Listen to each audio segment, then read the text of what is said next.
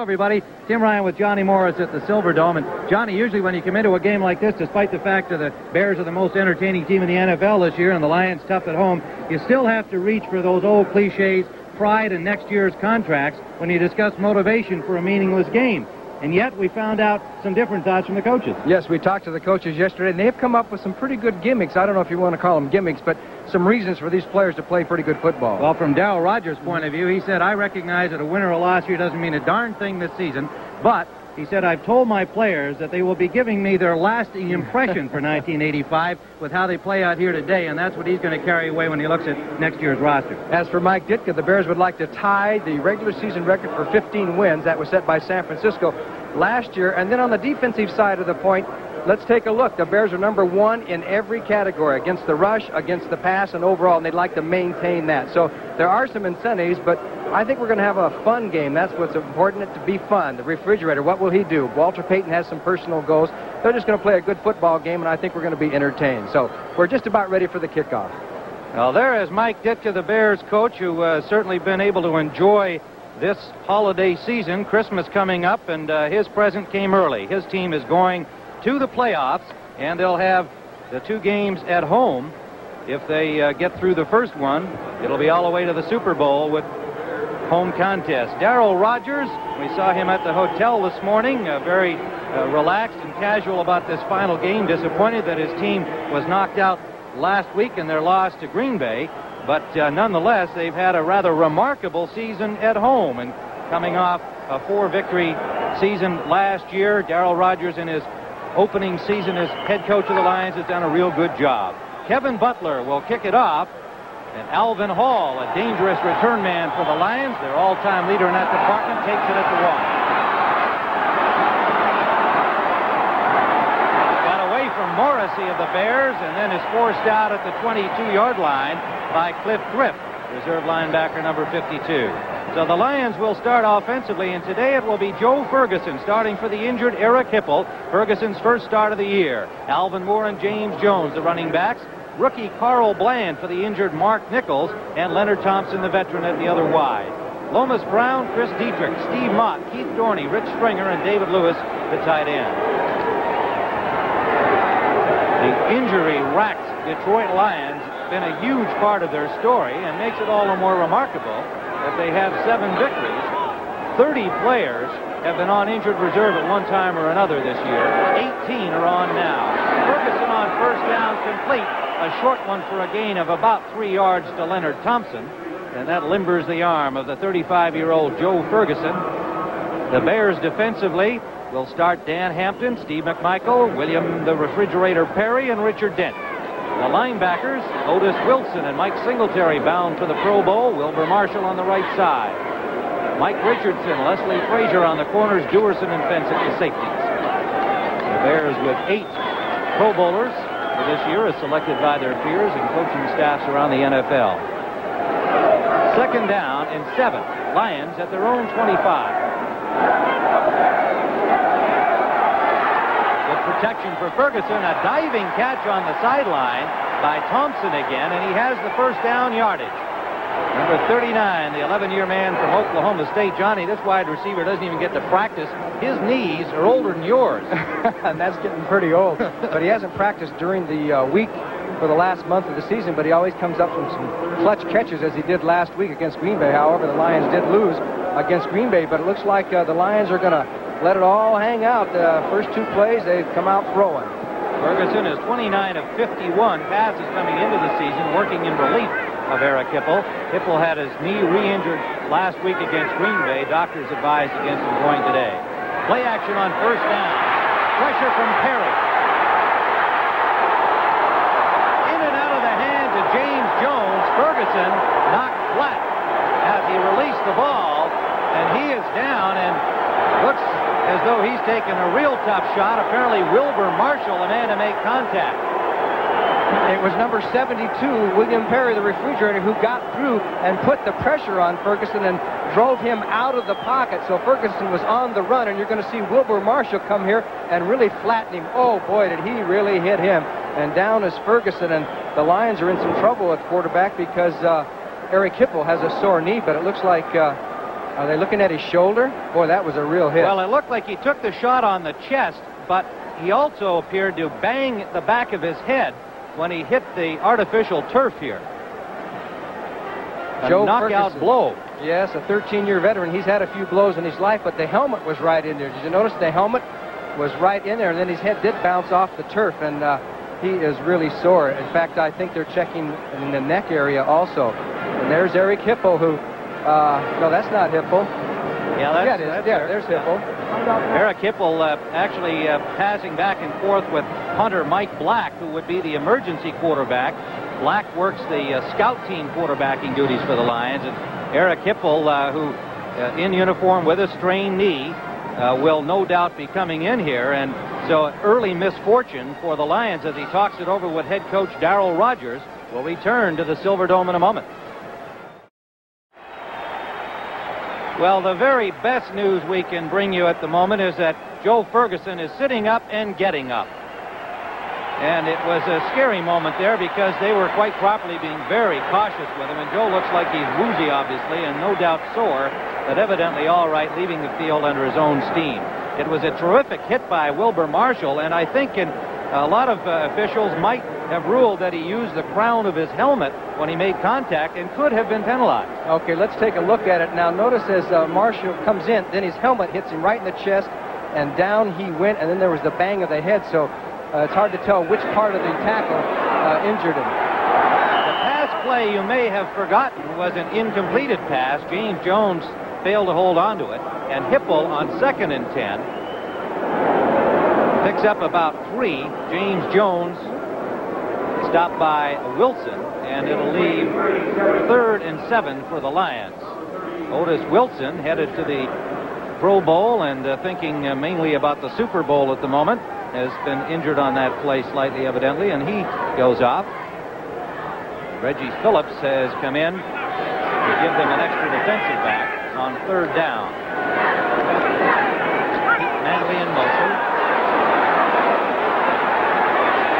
Broken up, intended for Manley. Gary Fensick reaching around to get a hand on it. Manley unhappy about not getting an interference call, and support from the Silverdome crowd. Well, it was a very close call.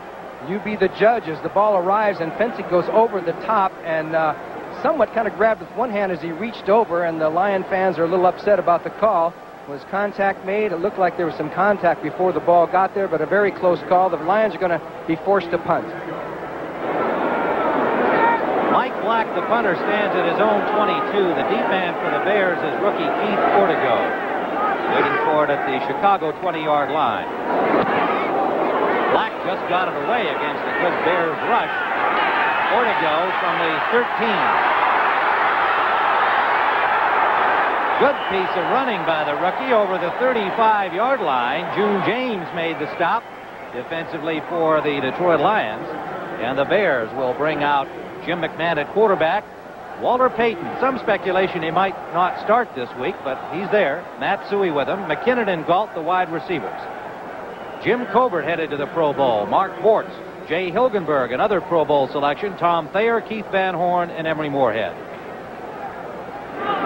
You know, one thing you mentioned that we talked about Darryl Rogers, this lasting impression, and it really is important to a football player because I know the coaches look at the last game for the whole next year, and that's enough inspiration to make a guy play well. He's made that very clear. He told us he enunciated that to his team during the week at practice. Jim McMahon brings him out. Up the middle, complete to the tight end, Moorhead for a first down. At the 49-yard line of the Bears, some conversation between Van Horn and a couple of the Lions in the Bears' backfield. Defensively, the Lions have Keith Ferguson, acquired on waivers from San Diego. Curtis Green has moved to the nose, replacing the injured Eric Williams and Doug English, and William Gay on the right end. Williams, Fantetti, Curley, and Angelo King are the linebackers. And the secondary, one of the few units that's been able to stay together without injury all season, Watkins, McNorton, Demetrius Johnson, and William Graham. First down, Chicago on the 13-yard gain to Moorhead. Unusual formation here on first down. The pass intended for Galt. Good defensive play by Bobby Watkins. diving in and batting the ball away from Willie Gault. Yeah, that was an interesting formation because the Bears had nobody in the backfield. Both backs were up on the wing trying to get strictly man-for-man situations, and Watkins makes a good play on Willie Gault as you can see the ball coming right into your front room, and here comes Watkins to bat the ball away. Watkins with 4 interceptions on the season, the leader in that department for the Lions. He's had a very steady year on the corner. Not a big guy, 5'10", 185-pounder. But he's been getting the job done. 2nd and 10. Rush has been the weakness for the Lions defensively. Walter Payton's first carry, good for close to 5 yards behind the left guard. And there is Joe Ferguson. Our word on him is that it was a head injury, and obviously not too serious, or he would still be receiving more attention, but he looks, even now, a little bit groggy. Well, you could tell from that little Brett the Bear that he blew out, he had his cobweb shaken. If he wasn't waked up before this game, he's waked up now. It is 3rd down, a little more than 5 yards to go. Chicago in Detroit territory for the first time. Man under pressure. Walter Payton. Out of bounds at the Lions' 17-yard line. A 30-yard gain. McMahon to Walter Payton. And Angelo King, number 92, is the guy that's responsible. He's at the bottom right of your screen to cover Payton out of the backfield. He gives him a little dipsy-do and gets a step on him, and that's a pretty tough job for a linebacker. And then Payton heads for the sideline and is finally knocked out of bounds. It looks like they talked about all the bumps and bruises. Walter just cruised out of bounds there, but I think he's okay. Well, the one that I guess was bothering the most was kind of a jammed neck, they called it, from last week's action against the Jets. But he's got bumps and bruises all over his body. First down, Chicago. Here comes the linebacker, Williams, for the sack on McMahon.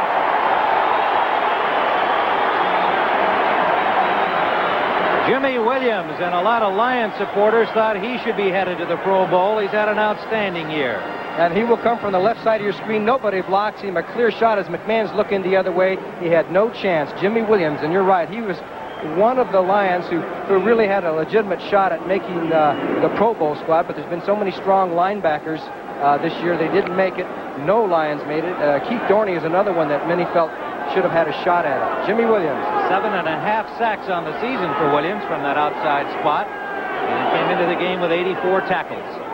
Loss of 5, 2nd and 15. The ball back at the 22. Flags are down. The pass complete to Payton, and Payton inside the 10. Short of a first down, but a flag down back at the line of scrimmage. William Graham and Demetrius Johnson combined to stop Payton. Pickup of 12. Well, it looked like the Lions jumped too soon. Jim McMahon has a knack that has been successful throughout the season of the way he staggers his cadence. He draws teams offsides maybe 2 or 3 times in the first half before they get used to it.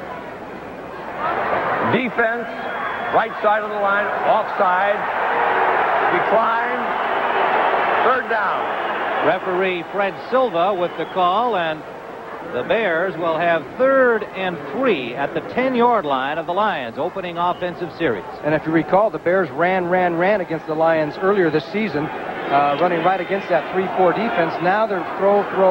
So Mike Ditka wants to get that passing game back in the groove before the playoffs begin. They had 250 yards on 55 rushes in that first victory over Detroit earlier this year.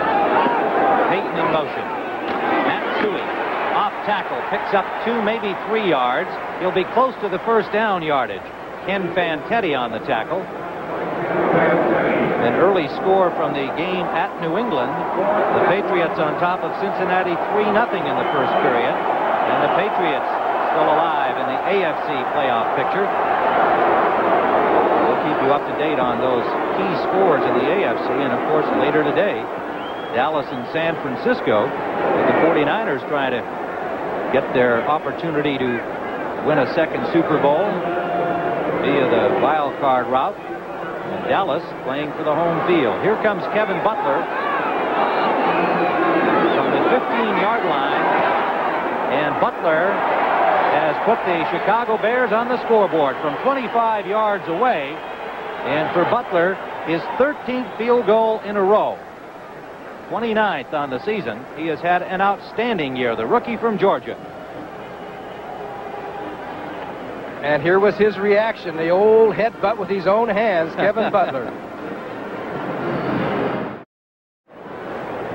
Tim Ryan with Johnny Morris at the Silverdome in Pontiac. Kevin Butler with that field goal now has 134 points on the season, and that breaks the Bears record held by the great Gale Sayers, the running back. Imagine that with 132 points. And Kevin Butler is now the Bear record holder for points in a season. And his kickoff taken at the goal line by Alvin Hall.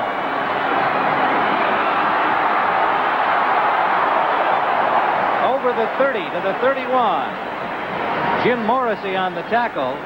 Alvin Hall coming into the game with an average of 21.7 yards a return on the kickoff. First down from their own 31-yard line. Blitz intended for Bland, tipped and almost picked off. Tipped by Leslie Frazier, almost caught on the diving try by Fencing. And the pressure came from Mike Singletary on Eric Hipple. It was even more than pressure, Tim. Or as we're going to take a look at, if you can look at the top of your screen too, I don't know if we'll see Hipple take a shot from Singletary, but here's the knockaway by Les Frazier, and Gary Fencing almost came up with his 36th career interception. And the Lions have got to be concerned about protecting Hipple with that bad knee. It is very tender, and some wonder whether he should even be playing this last football game. Play action, and he is sacked. Marshall. Number 58, Wilbur Marshall. Marshall's 6th sack of the season. And he comes inside of David Lewis to make this this tackle, as Hipple just really has no time to set up. There was pressure from both sides, and he really took a shot from Wilbur Marshall, who came to play on this final football game of the season, or at least regular season. A man who was thrust into the limelight with the holdout of Al Harris, who never did come back to the team. Wilbur Marshall has responded and improved as each game has come along. 3 wide receivers, and that's all the Lions have in the lineup, with the injury to Mark Nichols placing him on injured reserve. Up the middle to Carl Bland. First down, Lions.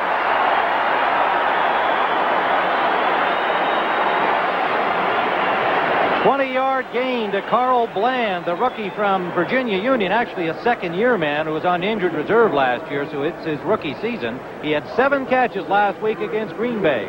And he was telling us the other day that he likes to come underneath.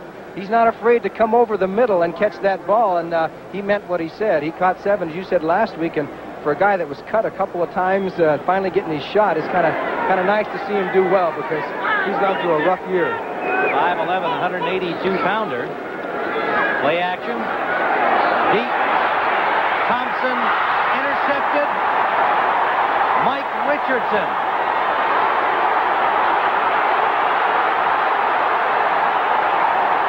Lomas Brown knocks him out of bounds, and he was well out of bounds when he got hit.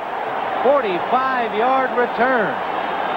And you know, there are a lot of Bear fans in Pontiac, Michigan here today. Yes, there's a lot of noise and a pretty big crowd for a game that's supposed to be meaningless. Actually, Hipple underthrew the pass here. Richardson does a good job of making the interception, but you can see that Leonard Thompson was out there, but Richardson just made a beautiful two-handed grab, snatched it right out of the air, and takes it back up the field and almost broke that ball. And the Bears are blessed with defensive backs who can run after they make the interception. Finally, Lomas Brown hits him, gives him a little shove. 4th interception of the season for Mike Richardson, and the Bears in Lions territory at the 40-yard line. Short drop by McMahon. Out of the backfield, Suey hit immediately. Good defensive reaction by the Lions. Suey dropped by Angelo King, the linebacker, number 92. King came to the Lions in a deal from Detroit, from Dallas last year, out of South Carolina State. Became a starter under Darrell Rogers and defensive coordinator Wayne Fonts. Tried him inside one time during this season, but decided he's more effective out where he is. Gain of 2, 2nd and 8. Bears at the Lions 38.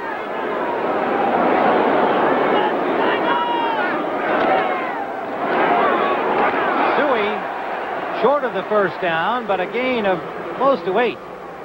Graham and Williams on the tackle. And as you recall, it was Matsui gained 100 yards, over 100 yards, along with Payton against the Lions, with a lot of runs just like that, right up the middle, in one of his best games of the year. But did you notice, did you hear the pop into the pads? The Lions are still hitting. They're playing this game. They're playing hard. Browns are the Central Division champs. On the try for first down, it would appear they have it. Matsui, yes, inside the 30. They'll spot it at the 29-yard line of the Lions, and the Bears, who already lead on a 3-0 field goal by Kevin Butler, giving them a 3-0 lead, are now threatening again at the 29 of Detroit. Mike Richardson's interception and a 45-yard return has them in scoring position.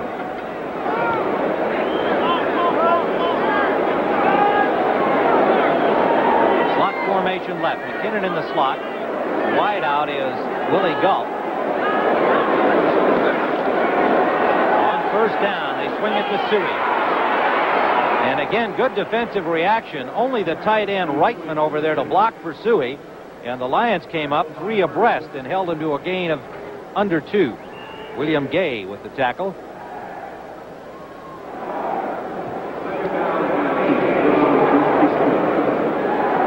Ellick giving him about 1.5 yards on the play. The ball is now at the 27-yard line of the Lions. Bears in front 3-0. 4:54 remaining in the first quarter at the Silverdome. McMahon off to a nifty start, 5 out of 6 for 59 yards. Sideliner to Galt, that's off target, incomplete. Third down. The Bears are using Walter Payton in motion much more in this game than they have in previous games. So the Chicago Bears always seem to, Mike Ditka comes up with a new wrinkle in formations or this for every game. He feels that's important to kind of shake up a defensive team, because they look at game films from the previous couple of games, and when you see new formations, even though they may be the same plays, it can be disconcerting. 4 down linemen now for the Lions. Steve Bach is in defensively, and Dennis Gentry comes in. He's become kind of a third down figure for the Bears over the last several weeks. They've been throwing the ball to him and trying to get it to him on the third down pass plays.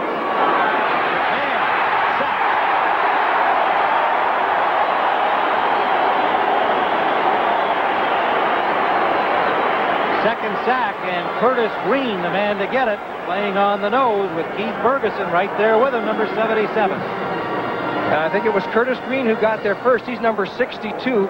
He gets by there. Mark Bortz puts the hit on McMahon, and then Ferguson comes in and cleans up as a good pass rush out of the Detroit Lions. And Curtis Green and Ferguson was a pretty good pickup for the Lions, wasn't he? He sure was. San Diego let him go for zip. It's hard to believe. They've been very happy with him. Butler from 51 yards away, his long of the season, 46.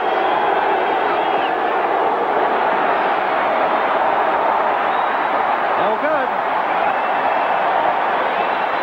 Butler has his streak broken as he tried to connect from 51 yards away. No wind in his face, but that's a pretty good boot anyway. And so his streak is broken at 13 consecutive field goals in 1985, the rookie from Georgia. And the Lions will take over at their own 33-yard line, having stopped the Bears on the second offensive series for Chicago. Tim Ryan and Johnny Morris back at the Silverdome in Pontiac. Darrell Rogers, in his rookie season as head coach, has seen his team score some fabulous upsets here at home, beating the likes of Dallas and Miami and the Jets, San Francisco. On the road, a little different story. James Jones breaks loose. Jones for a first down to the 45-yard line of the Detroit Lions. A nice draw play, and you notice the linebackers are all inside for the Chicago Bears, but the Lions still beat it. Henry Rachter, number 70, had a shot at Jones right there as he leaped for him, couldn't get him, and Jones busted to the outside, made a nice gain for the Detroit Lions. And Jones has been one of those players that's been steady all year. 12-yard gain. Wachter came in defensively on this series, replacing Steve McMichael, who has a sprained knee. McMichael started, but the Bears indicated they would not give him a whole lot of work today unless they have to. On first down, hit ball, and it is incomplete, overthrowing the intended receiver, Leonard Thompson, number 39. Deep on the coverage with him was Mike Richardson. Richardson with one intercept already. Eric Hippel's had some big days with the long passes. Remember, in 1981, he made his debut against the Bears, and I think he threw 4 touchdown passes. Yes, he did. What a night that was. He's a very streaky type of quarterback. Last week was not so hot with the 3 interceptions.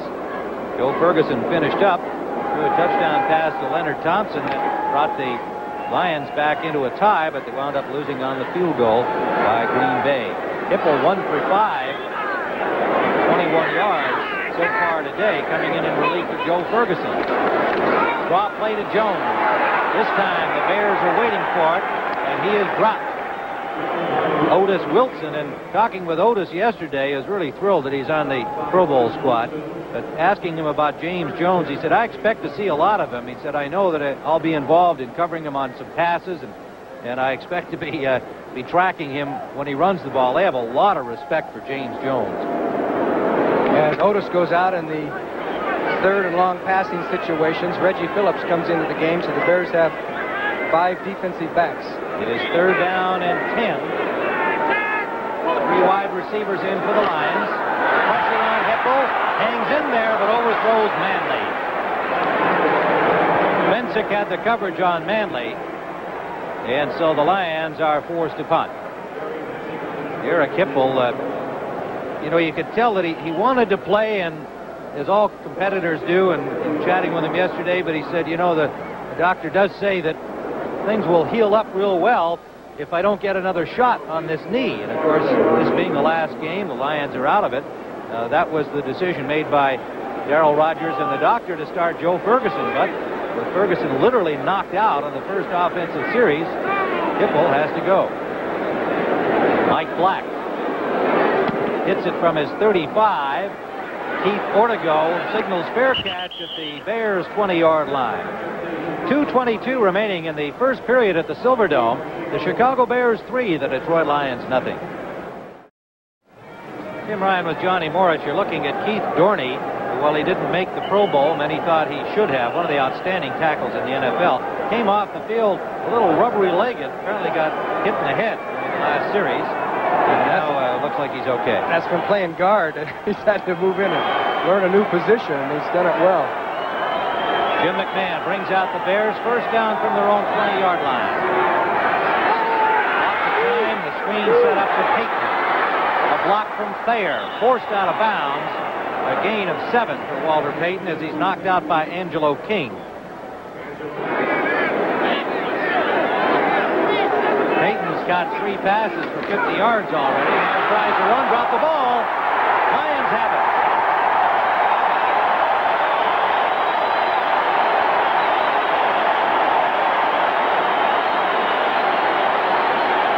Demetrius Johnson, number 21, with a fumble recovery.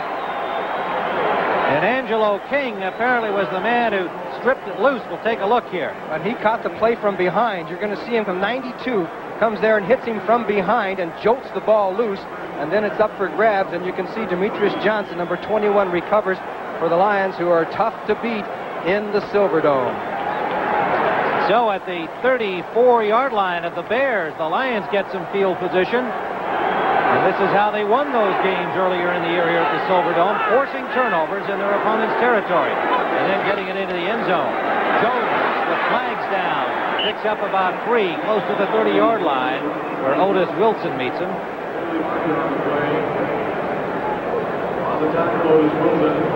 James Jones with 812 yards rushing and 1,145 yards of total offense because he's caught 44 passes for the Lions. Defense, left side of the line, offside. 5 yards, first down. So Fred Silva assesses the 5-yard offside penalty against Chicago. And it'll be 1st and 5, Detroit. Walter Payton fumbled that ball. He's had a sore elbow, and it could have a lot to do with how he's carrying the ball. In fact, he took acupuncture treatment for it this week. Just among the many injuries that he's carrying around with him on his body out there today. 1st and 5. Sideliner, incomplete. Mr. Thompson. Leslie Frazier on the coverage. Thompson, furious, saying, hey, he's hanging all over my neck.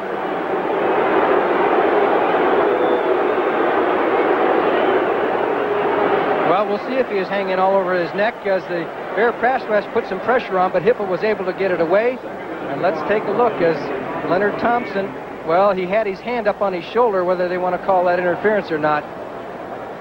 They did. But he is mad. Well, again, you see the fire here on the part of the Lions.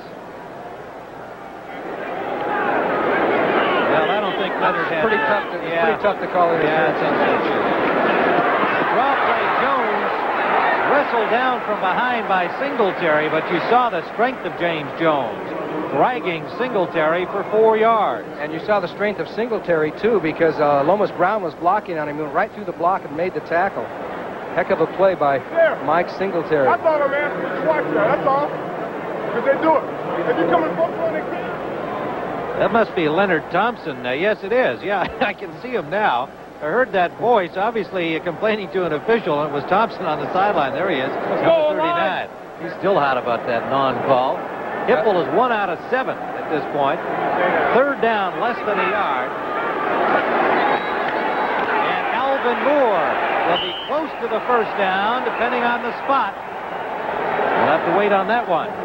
Wilson and Dent collide with Alvin Moore, number 24. And what a block by Chris Diedrich as he was pulling over. I think it was, was it Singletary he collided with and threw a great block to allow enough yardage,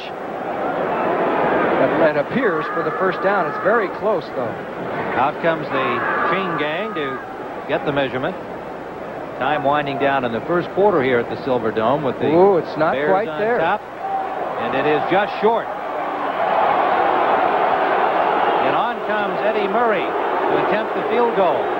Like Kevin Butler, he has had an outstanding year kicking the football. 25 of 29, 11 in a row for a Lions record. Well, some of the fans are booing, thinking, hey, this is the last game of the year. Why don't you go for it? A 42-yard field goal is not automatic. If you can't make a fourth down in inches, what the heck? Hipple holding. And Murray does his job. Eddie Murray has knotted things up here with 19 seconds remaining in the first period. And a young man from Victoria, British Columbia, raised in the eastern part of Canada. As a matter of fact, I know this game is being seen on our Seattle affiliate, and Eddie Murray said, hey, why not say hello to my family up there in Victoria and say Merry Christmas to them, and that's a good excuse for me to do the same, and my mother and sister also live in Victoria. So to the Murrays and the Ryans, Merry Christmas. So we have a 3-3 game thanks to this young man, Eddie Murray, and he will kick it off. Gentry and Galt are the deep men for the Bears. Willie Galt didn't get a block down there, and the Bears special team unit can't be too happy about that. Gale and Gentry were kind of looking at each other, and Galt ran right into the traffic there. Nobody picked up a Lion tackler, and he was hit. Well, I think maybe they might have been surprised because Galt was almost over to the sidelines and decided to return that. It was looked like it was a return right from the left side, and those usually don't work. Yeah, that one didn't. He got just short of the 20-yard line. 3-3, the football score here at the Silver Dome in Pontiac, and the Bears with first down. Calvin Thomas is in. Thomas in for Suey.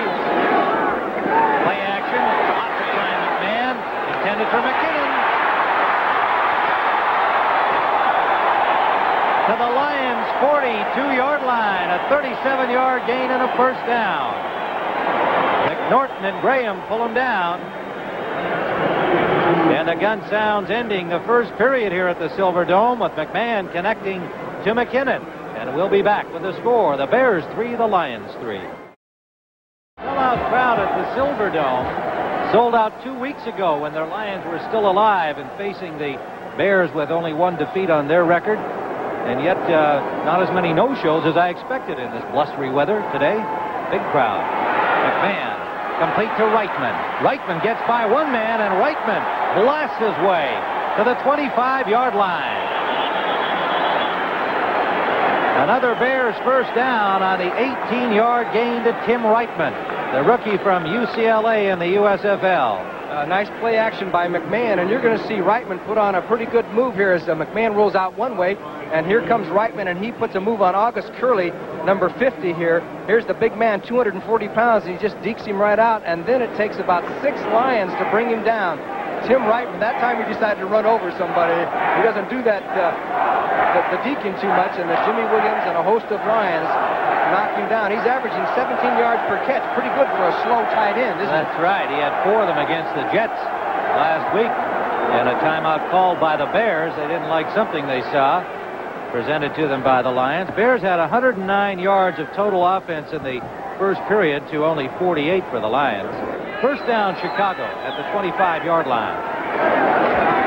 Little collision with Payton, but McMahon. Oh, what a catch on the interception by Bobby Watkins.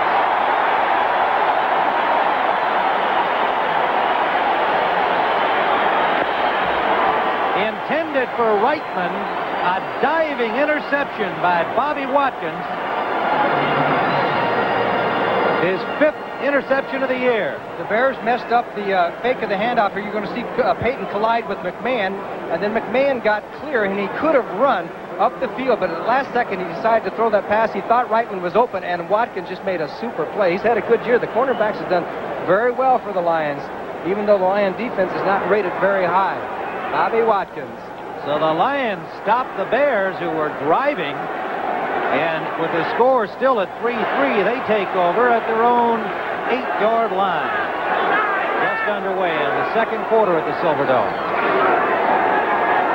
Up the middle, Alvin Moore, and he crawls for a couple of extra over the 10 to the 11-yard line, but they'll spot it down right on the 10. Richard Dent and William Perry made sure he got no farther.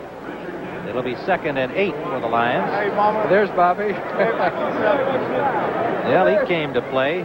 And McNorton, he's done well, too. They've become a very steady pair. Defensively, everybody knows the Lions really had problems against the run. They were last in that category and last overall. Pass defense has been all right. Jones picks up a couple more. And it'll leave a 3rd down and 5 for the Lions. James Jones. Well, so far you can see McMahon been razor sharp, 8 of 11. Hipple's had a couple of drops and a couple of bad throws. One way some of the teams have been getting to the Bears a little bit are on the rollout type of pass, but Hipple with that bad knee, you wouldn't think he would call too many rollouts, and that has to be a detriment to the Lions because that's where the Bears have been vulnerable the past few games. Well, Hipple changing up something here on this third down play. He left it wide, got Manley open.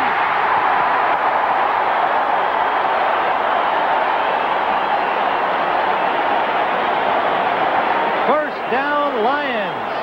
Out at their 45-yard line, a 33-yard play. Looked like he changed this one up, Johnny. He certainly did. He called the audible. You can see the linebacker, Wilbur Marshall, 58, going, and he has to try and end up with the coverage, and the only other help is for Gary Fency to come over from his free safety spot, and both people had a tough job there. Marshall trying to cover the man in motion, and Fency trying to get over and help out. So the Lions took advantage of the Bears on that situation, and you got to give Hipple some credit. He came up with a smart play. He called the check off and took advantage of the Bear defense. Pete Manley, the second-year man from northern Arizona, getting steadily better after a disappointing rookie year. And he made the big play there. First down, Lions. Draw play to Moore, and he's hit behind the line of scrimmage.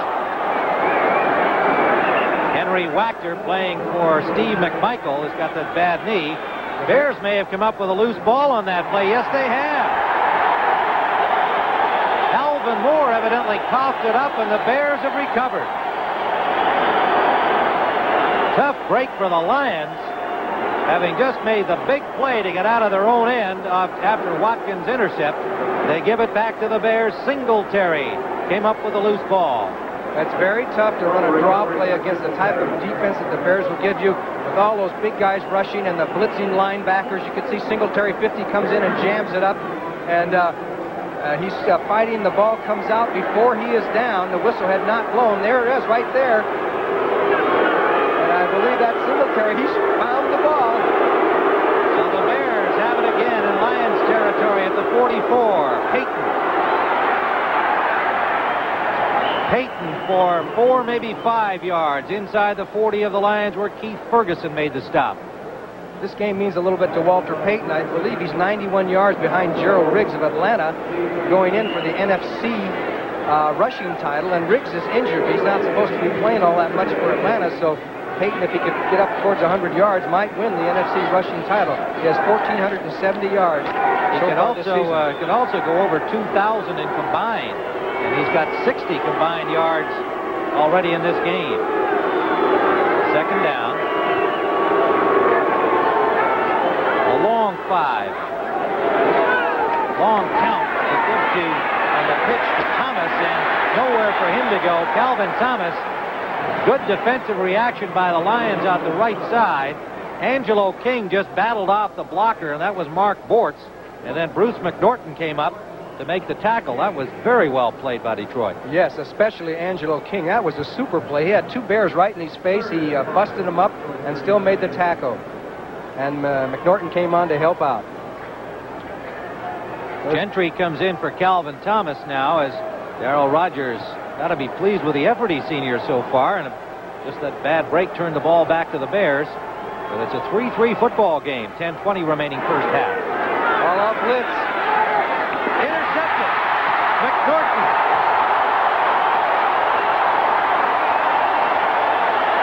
He's hurt. Bruce McNorton took quite a shot. Now he appears to really have been hurt. He is in pain. What happened is the Lions went into a blitz, and McMahon checked off. Willie Gault was supposed to run a quick post, and he ran straight up the field, and there was only one man there, and that was McMorton, who was playing the quarterback, and Willie Gault was still running down the field, and McNorton took it off towards the sideline. He's still down on the field, and let's take a look at the hit that gets him here. Here is Dennis McKinnon makes the tackle. Oh, his leg got caught up there as Hilgenberg also was in on the tackle. It's McKinnon 85 with the initial hit. I don't think that one injured him. But it looked like he got his leg caught. His knee got twisted back there from the weight of Jay Hilgenberg making the tackle. So the Lions will have the football as they continue to attend to McNorton. Will return with 10:09 remaining in the first half. First down, Lions at the Bears' 47-yard line. Hipple gets some time and has his man, Leonard Thompson. And he has first down yardage before he's driven back by Richardson. An 11-yard gain. So Hipple, who started off a little slowly, land in motion. James Jones breaks a tackle and dives for a gain of close to 8 yards. A flag down. It may have been a Bear jumping early on the left side of their defensive front.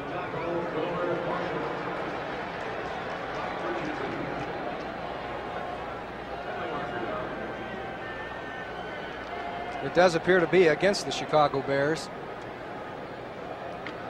Well, they marked this off. Fred Silva sorting it out. Later report on Joe Ferguson, the Lions quarterback who started the game. Let's get the left side of the line, penalty. Defense, offside, 5-yard penalty, still first down. First down and 5 for the Lions. Joe Ferguson, the word is, yes, he was out cold, knocked out like a boxer out there by Wilbur Marshall. There he is. Apparently feeling better, but has had a little bit of nausea, and they don't expect to put him back in. He is not feeling real good, as you might imagine. First and 5. So Hipple continues out there. He's playing with a bad knee. Alvin Moore, nowhere to go. Got maybe a yard. The refrigerator turned him inside, and Henry Wachter cleaned him up.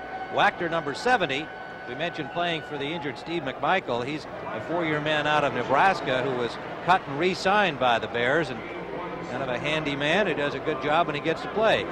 Yes, it's pretty hard to move the refrigerator back. You might be able to get by him one side or the other, but to move him back is very difficult.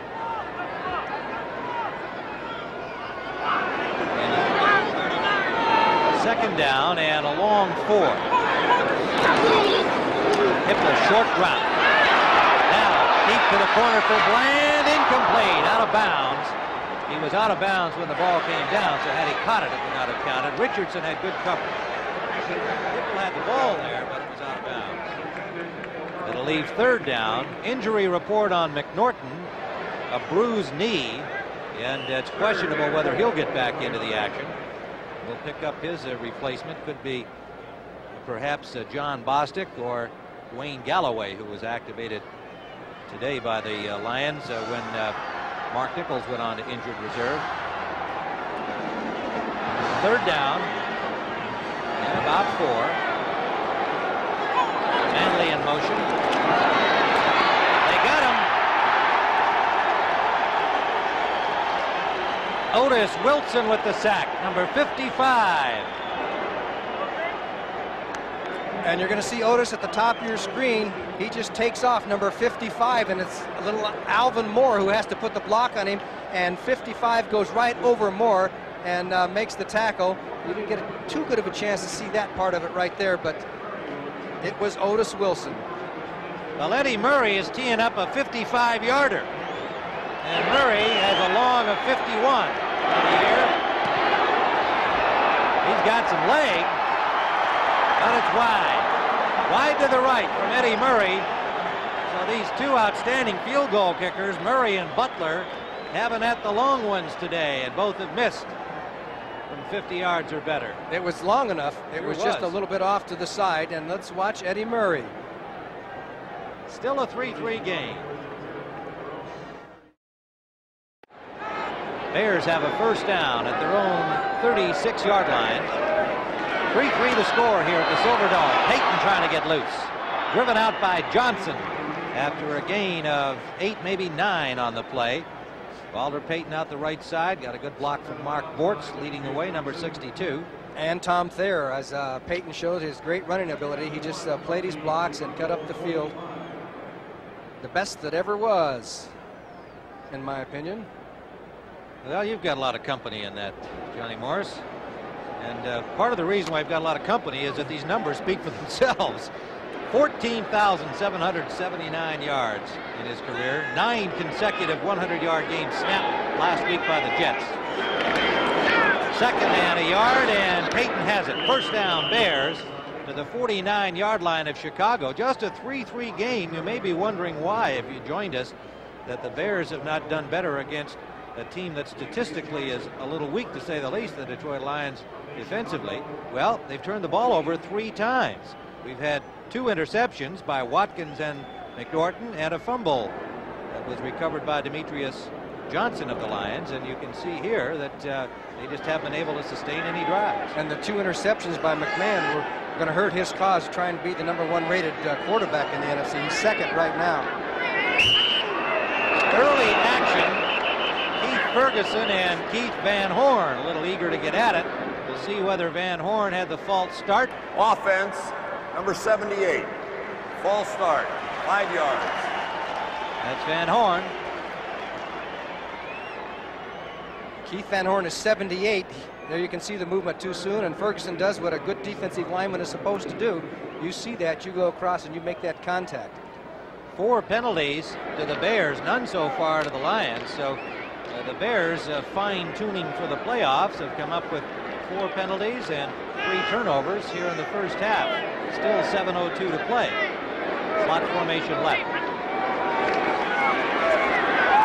Again, lots of time. Broken up down the sideline. Bobby Watkins knocking it away from Walter Payton. And Watkins did a good job seeing Payton come out of the backfield going deep. That's not a real common route for Walter Payton. And Watkins picked it up and stayed with him. Well, they were hoping that they could maybe get a linebacker covering on Walter Payton, as they've had in certain situations, but Watkins showed the fact that he's a cornerback, he could turn it on there and recover, and batted the ball away. Bobby Watkins. pass was pretty decent. It's just that Watkins was right there on the coverage. In fact, the pass was perfect. Wasn't it? Yeah. Would have been perfect pass. 2nd down and 15. They fake the draw. Screen pass for Suey. Suey for the 1st down. Bears fans here at the Silverdome enjoy it. 17-yard gain and determination by Suey. He could see the marker where he had to get for the 1st down out of the corner of his eye. Oh, you could see the fake to Suey, and McMahon wanted to throw that screen sooner, but he couldn't because Suey was a little bit tangled up. Now, 59, Jimmy Williams had a shot to get at him. Right here you see 59, and he breaks away from that tackle, and Suey did show some determination, got the 1st down for Chicago. He had to get by William Graham and August Curley, who were the men who knocked him off his pins. But he got to the 1st down marker at the 40-yard line of the Lions. Chicago 1st down. Suey. Another Bear 1st down. Now, in the last meeting between the Bears and the Lions, both Suey and Payton rushed for more than 100 yards. And they're starting to go to that inside stuff again here. Well, sometimes you can do that against a 3-4 defense. You get those linebackers out of there, and the Bears created a big hole. There was nobody between the nose man and the defensive end, who happened to be William Gay on that play. And or Ferguson, I should say. A few extra words for between William Graham and Suey at the end of the play. 1st down, Bears driving. Suey again. And Suey will be close to another Bear 1st down. Would you like to see the center pull? That time it was a center pull, and he came out on the linebacker, and Suey came back across the grain. Watch the center, Jay Hilgenberg. He's 63. Now he'll come out here. He collides with Jimmy Williams, 59, creates the hook. Tim Reitman was down there blocking also, as Suey gets more valuable yardage. Graham made sure that he arrived at the point where Suey was stopped to get in his little extra lick. It is 2nd and about a yard. Gerald Riggs, we note, is in the lineup for Atlanta today at New Orleans. He's just scored a touchdown to give Atlanta a 10-0 lead in that game. So we'll be trying to track his rushing stats for you if possible.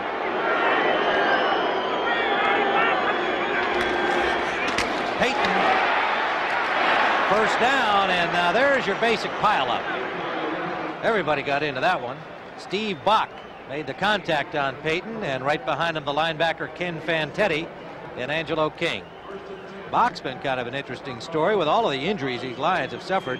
Bach, who used to be an offensive lineman, converted to defense, was just a backup, not getting a lot of playing time, a 2nd-year man from Oregon. And with the injuries to English and Eric Williams, suddenly Bach becomes the 4th down lineman, and he's done a real good job. Curtis Green, as we mentioned, had moved to the nose tackle in their 3-4. And now Bach is in there on the 3-4 with Curtis Green out of the game. 1st down inside the 15 of the Lions. Suey again straight ahead. Gets a stand-up block from Thayer and dives down to the 10-yard line. About a 4-yard pickup for Matt Suey. He's getting a lot of work on this drive. He's had 6 carries for 37 yards. There's Wayne Fonts. You saw the defensive coordinator for Detroit saying, let's stop these guys. Fonts is a good one. Solid! Oh, what did he say? Did you hear it? I think he said you've got to sell it. Sell it! Yeah, sell it. He wants them to show them a look and make the Bears think that they're in a certain look that presumably they will adjust. Let's see if we can see if they do some jumping around. That's just a presumption on my part. Payton, what a hit he took from number 62, Curtis Green. Bounced off that, but Green did his job. Curtis Green is 62. He's playing off the block by Hilgenberg, and he's going to end up on the tackle. He was drafted to the nose guard position because of those. We were talking to him yesterday. He said, I didn't volunteer to play nose guard. He said, I was drafted by the coach. So he's making the best of it because nose guard is not a very, in a 3-4 defense, you're going to get battered around in there, and he's done a good job in there. He was a defensive end, and that's what he'd prefer to play. Maybe tackle in a 4-man front, but not the nose. But he's been doing the job. 260 pounds. Payton pulled down from behind by Ferguson. Keith Ferguson, number 77. Good quickness. And there'll be a loss of maybe a yard. Yes, where they spot it. He got over the block by Keith Van Horn. Van Horn is 78. Look over at the other side of your screen. You probably won't get too good of a view. You might there. Anyway, he gets over the block, and 77 puts the clamps on Payton before he could really get going. So the Bears are going to be forced to go for the field goal. Credit the Lions defensively again as they've stopped this Bear drive. They had 12 plays on the drive, but they'll have to go for the field goal when we return. Where the Lions have been able to bend but not break, and that's why this score is 3-3. And the Bears, with 3 turnovers, have hurt their own cause. With 2 minutes to play here in the first half, Kevin Butler will attempt his second field goal, and they'll spot it at the 14-yard line for a 24-yard try. And the rookie from Georgia has been pretty much Mr. Automatic all season long, with any but the longest. And he's got that one. So Chicago goes back on top as we have 1:57 remaining in the first half of play, as the Bears try to match the 49ers 15-1 mark of a year ago for a 16-game NFL season. 6-3 Chicago. Tim Ryan with Johnny Morris at the sold-out Silverdome. Sold out 2 weeks ago, and Johnny, you and I are a little surprised, I think, that there aren't more no-shows here, especially with the bad weather and the fact the Lions are out. So I think a combination of loyal Lions fans, a goodly number of Bears fans, and a lot of people who want to see this exciting Bears football team. From the goal line, it is A.J. Jones over the 25 to the 26-yard line. Jim Morrissey made the tackle. The 26-yard return for A.J. Jones. First down. Lions. Eric Hipple, the quarterback, to Jones. James Jones barreling out in James Jones fashion. You know, we see the talent of James Jones here, Johnny, and you think about Billy Sims and Wilbert Montgomery on the sidelines. Sims for the entire year. Montgomery saw little action when he came over from Philadelphia before he went on injured reserve. I mean, if they had those 3 guys healthy, it'd be a little different season here. It certainly would. Second down and a long 4. Hipple complete. Bland made the catch with Frazier draped all over him. Good effort again by the youngster from Virginia Union. They call him Yo-Yo, his teammates do, because he was cut twice, signed 3 times all in one season by the Lions. Well, the thing that impressed me most was the fact that he said yesterday, told me, I like to go over the middle best. Yeah. I've never seen a wide receiver would choose that kind of a pattern first. First down Lions. Blitz all out. They got him. Richard Dent made first contact with him, it appeared, spun him around, and 2 more Bears arrived for their 3rd sack of the afternoon. Hampton and Wilson. Here's Otis Wilson, who just loves to blitz. He comes from one side. Richard Dent comes from the other side. Dan Hampton up the middle, and it was Dent, 95, that got there first. But you have to give him about 3/4 of a sack and a quarter or an eighth to a couple of other guys. Dewerson, 22, came right over the top of Alvin Moore, and here comes Hampton up the middle. There you see the monsters of the Midway and what that term means, because they look like monsters coming through, and they quickly called a timeout, the Chicago Bears did, because they feel now that they can stop the Lions and maybe get the ball back and tack on a field goal before halftime. So it is 2nd and about 20 for the Lions here with 43 seconds to go.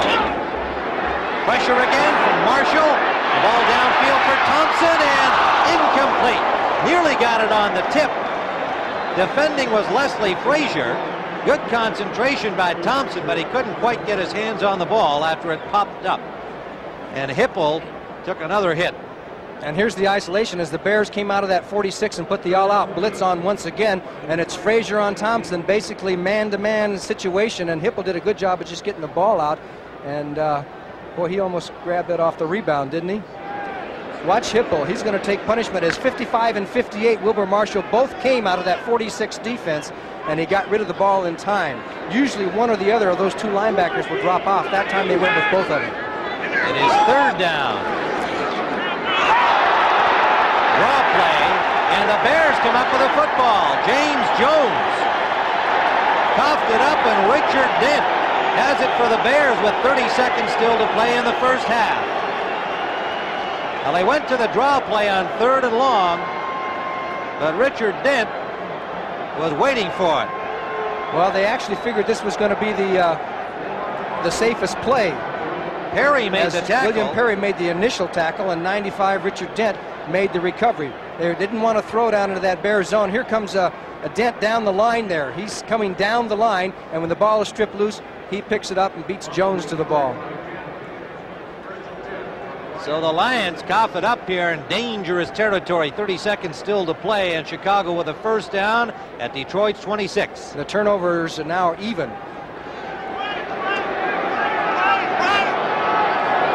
McKinnon, Galt, and Marjoram, 3 wide receivers on first down. Out of the shotgun. McMahon starts to run up. He locks the ball. Looks like the Bears have recovered, but let's wait and see.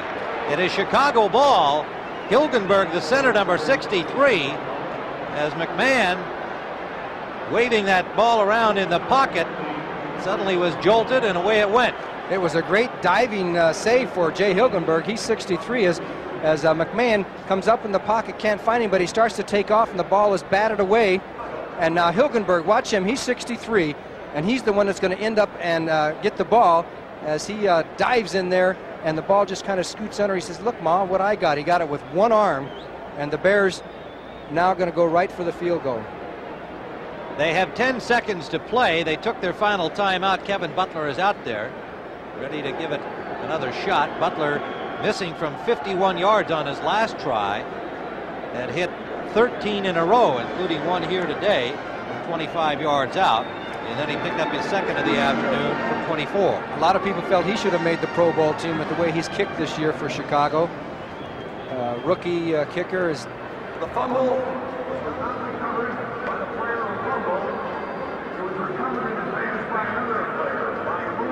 Ball goes back to where the original fumble. okay. The ruling on that was that in the last 2 minutes, another player cannot recover a fumble that goes forward, so it goes back to the original point of the fumble. That's the old Kenny Stabler thing where a quarterback can roll the ball forward and somebody else can recover. So it's going to make a little bit longer field goal attempt for Kevin Butler. Well, they'll spot it just outside the 40, so it'll be a 50-yard attempt. Now, Butler missed from 51 yards, kicking the other way. Let's see if the air conditioning is any different in this direction. Or the heat, I guess it is today that they've got on. Got the leg, but he's wide to the right. Well, twice he's had the distance, but has missed it right. One each way. 5 seconds still to play. And there is Coach Mike Ditka watching that thing. Mike Ditka wants this football game. They say it's a meaningless football game, but to have a little momentum going into the playoffs never hurt a football team. Well, he'll look you right in the eye and say, hey, we're going to win every game. I don't care what it is. Preseason, meaningless, whatever. Hippel's going to chuck it. Short sideline, incomplete. He had Reese McCall and Leonard Thompson down there together, and 2 Bears collided with each other. Otis Wilson and Wilbur Marshall. And Marshall a little slow to get up as the half has come to a close at the Silverdome. With the score, the Chicago Bears going for 15-1, leading 6-3. Bears coach Mike Ditka cannot be too happy at the first half performance by his team as they tune up for their rush to the Super Bowl that they fully expect to get. They're even got their own theme song there, the Super Bowl Shuffle, back in Chicago, tuned up for it. And he was not a happy man when the Bears missed the field goal try, as long as it was by Butler. He knew he had the leg. I think that's what was really upsetting to Ditka. He said, hey, that ball was far enough, but he missed it to the right. Well, he's a competitor. He always has been. And he's won 18 of his last 20 games, which is not bad in the NFL.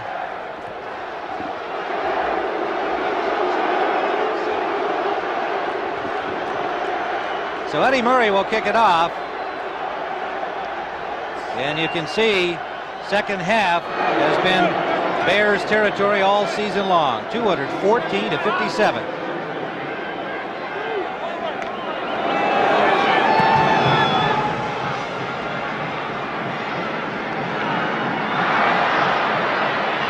Gentry.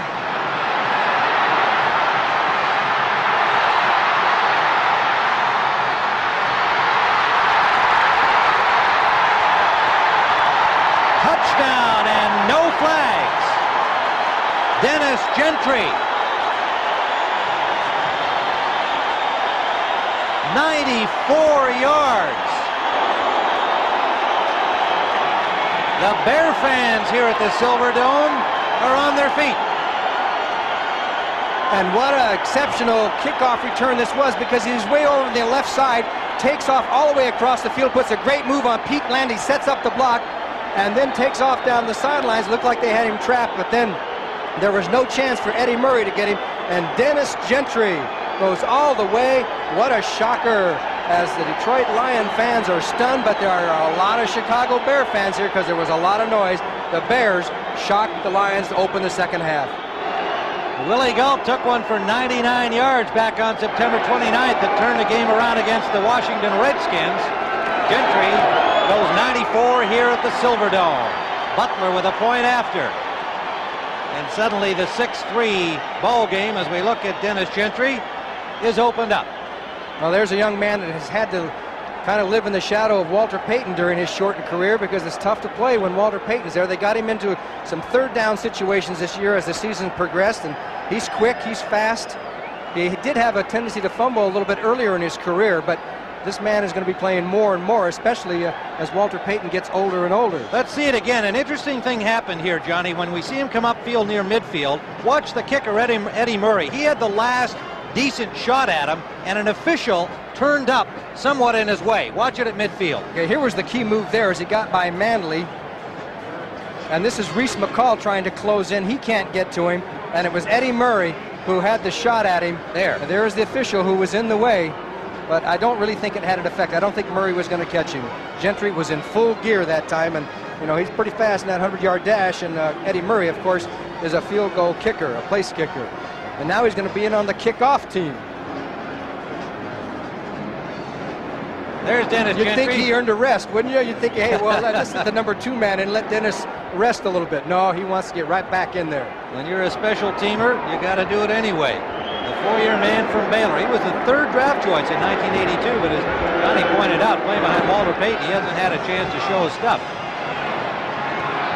A.J. Jones in the end zone will not bring out Butler's kickoff. The Bears have only allowed 27 points in the second half for the last 12 games. Only 27 points. So the Lions are going to have to come from behind. That's tough to do against the Bears. Hipple continues at quarterback. James Jones, their main man offensively this season, gets out to the 25 for a gain of 5, tripped up by Singletary. If you joined us late, Joe Ferguson started the game at quarterback for the Lions. Did not last through the first series. The reason he started, a knee injury to Eric Hipple that was aggravated last week in the Green Bay game, and the medical advice that a hard knock on that could prolong his rehabilitation. But Ferguson, flattened by linebacker Wilbur Marshall, knocked unconscious on the field and not expected to return today, so Hipple is the man. Carl Bland, perfectly thrown and timed pass to Carl Bland, forced out by Richardson, just short of the first down. You know, it's kind of interesting if you look at Hipple's stats. He's the 6th rated quarterback in the NFC. That's not all that bad. Eric Hipple passing at 55.5% on the entire season. 15 interceptions, however. 3 of those last week. Double tight ends. The short yardage, and a guard, Mark Stevenson, in for the extra blocking. Oh, yeah. Jones has the first down. James Jones. So Detroit at their 31 keeps the ball. And a Bear defender is down on the field. And it is Mike Singletary getting some attention.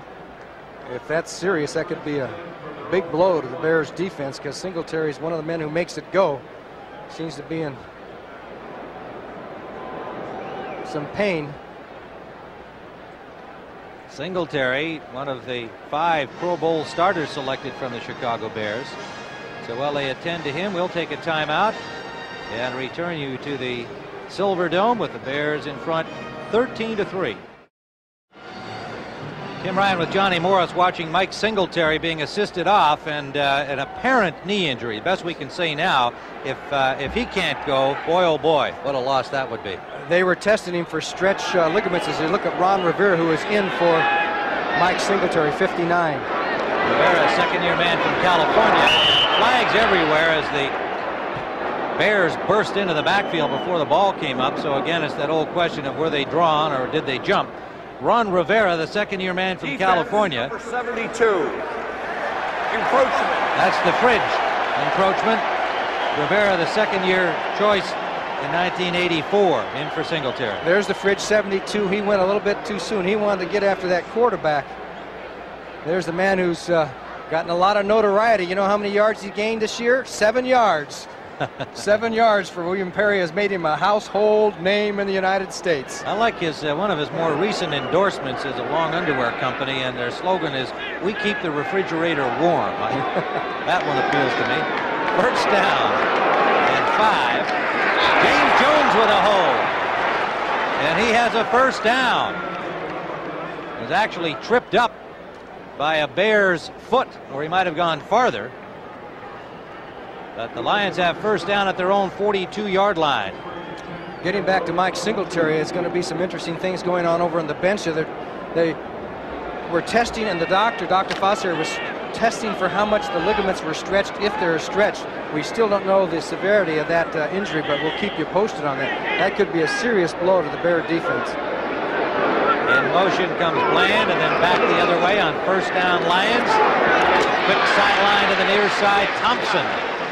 A pickup of 5 quick yards, and the first report is a sprained knee and the possibility that Mike Singletary might return. Well, I would say that it's not real likely that he'll come back out there, but he's the kind of a guy it's hard to keep off the field. Oh, he's a tough guy. He's over there running backwards now, testing it, so it wouldn't surprise me if Singletary came back in the football game. He's like old Dick Butkus. The knee could be gone and he'd still play. Second down, a long 5. Lions trailing 13-3. Boy, the Bears are offsides on that play. Jones stuffed right at the line of scrimmage. James Jones. Hampton was there. William Perry. Wilbur Marshall lined up a yard offsides and nobody even threw a flag. It's unbelievable. No gain on the play. And third down. Out comes David Lewis, the tight end, number 87. They'll go with 3 wide receivers. Bland, Leonard Thompson, and Pete Manley. And of course, with Mark Nichols going to injured reserve, they activated a defensive back, Wayne Galloway, and they have only 3 wide receivers in the lineup today at Detroit. There's Singletary, helmet on, saying, "Send me in, coach."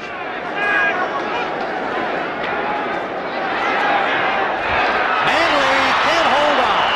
Nearly made a great catch, but Finsick, with perfect timing, made the hit as Manley was trying to get a better grip on the ball. Couldn't do it.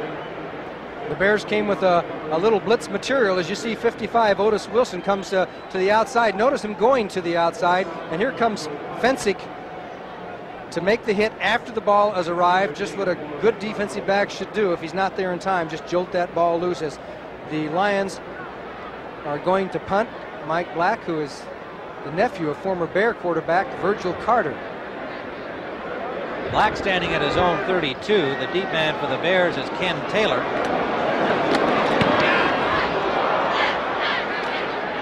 Fair catch signaled and a diving grab by Taylor out at the Bears' 16-yard line. So Chicago will have the ball for the first time in this second half offensively, and they lead 13-3. Great turnout. I'd say it's a tribute to Lion fans, wouldn't you? And also the magic of the Chicago Bears. They wanted to see what a 15-1 team looked like, or I should say 14-1 right now. They didn't look too good in the first half, actually. Their defense, of course, continues to shine, but offensively, some turnovers and 3 sacks given up. Jim McMahon, he's got lots of time on this one. Up the middle, complete. Willie Galt takes a tough hit, but holds on at the 35-yard line of the Bears. 19-yard gain as William Graham gave him a pretty good shot. And excellent pass blocking by the Bears, because the Detroit Lions defensive lineman never got close to McMahon. And when you can have that kind of time to survey the field, and Graham does what a good defensive back does, he's going to catch the pass. Galt caught it, and he has to take his punishment. He put a big hit on Galt. McMahon, we talked about being sacked 3 times. He gave up 2 interceptions in the first half, but he was 10 of 15, or is now 10 of 15, 158 yards on the day. Payton in motion. Moorhead.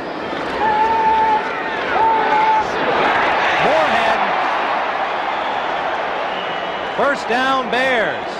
At the 44-yard line, William Graham with a free hit. Moorhead down.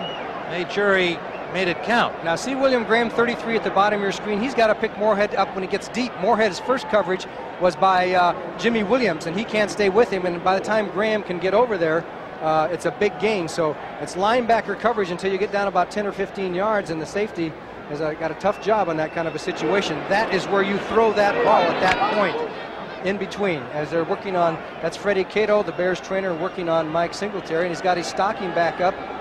He says, I'm okay. Yeah, it looked like you could read his lips there telling Cliff Thrift it's fine. First down. Good job to Payton. Payton cuts it inside, is tripped up, and picks up about 7, maybe 8. William Graham, the man that upset him. And here's a little fact you might well recall, Johnny Morris. The last time that the Lions had a kickoff return for a touchdown against them here in the Silverdome was back in 1980. And it was Dave Williams. Dave Williams in overtime, I believe. Yeah, opened overtime, and thus gave the Bears victory. And there's a name out of the past, yeah. Dave Williams. Well, another guy who played behind Walter Payton in his time. Played some fullback and halfback, as I recall. Payton is now 37 yards on 10 carries, 87 total yards. Pass receptions. Payton again. First down, Chicago at the 30-yard line of the Lions. Oh, what a block by Matt Suhey. He proves how valuable he is time and time again. He put a block on Angelo King. Watch 26, the up back here. Good seal block there. And here comes the block on 92. He just dumped Angelo King, and Payton just followed his blocks. There were several key blocks there. Not enough time to point them all out, but that one goes to Matt Suhey, 26. John Bostic, number 42, made the tackle. He's in there for Bruce McNorton, and if there were any doubts about how hard this game would be played by these two teams, they have certainly been erased. McNorton has gone with a knee injury. Joe Ferguson, the quarterback, knocked out of the game in the first series. Singletary has been hurt for the Bears. And Payton on the swing pass picks up about 4 yards, forced out by William Gay. Gay ranging out from his defensive end position there in that particular defensive situation, and Gay reading it, no doubt, getting out into the action wide. Payton's got to be close to the 2,000 yards combined yardage. He's, 3 more yards. He needs 3 more yards. 3 more yards. Second down and 5. Chicago. Suhey breaks tackles and has the first down. Hard running by Matt Suhey. He had 425 yards on the season coming into the game. More of those, 100 yards and more, were against the Lions in their last meeting. He's got 43 today. And a good block by Jay Hilgenberg, the center, who has made the Pro Bowl team.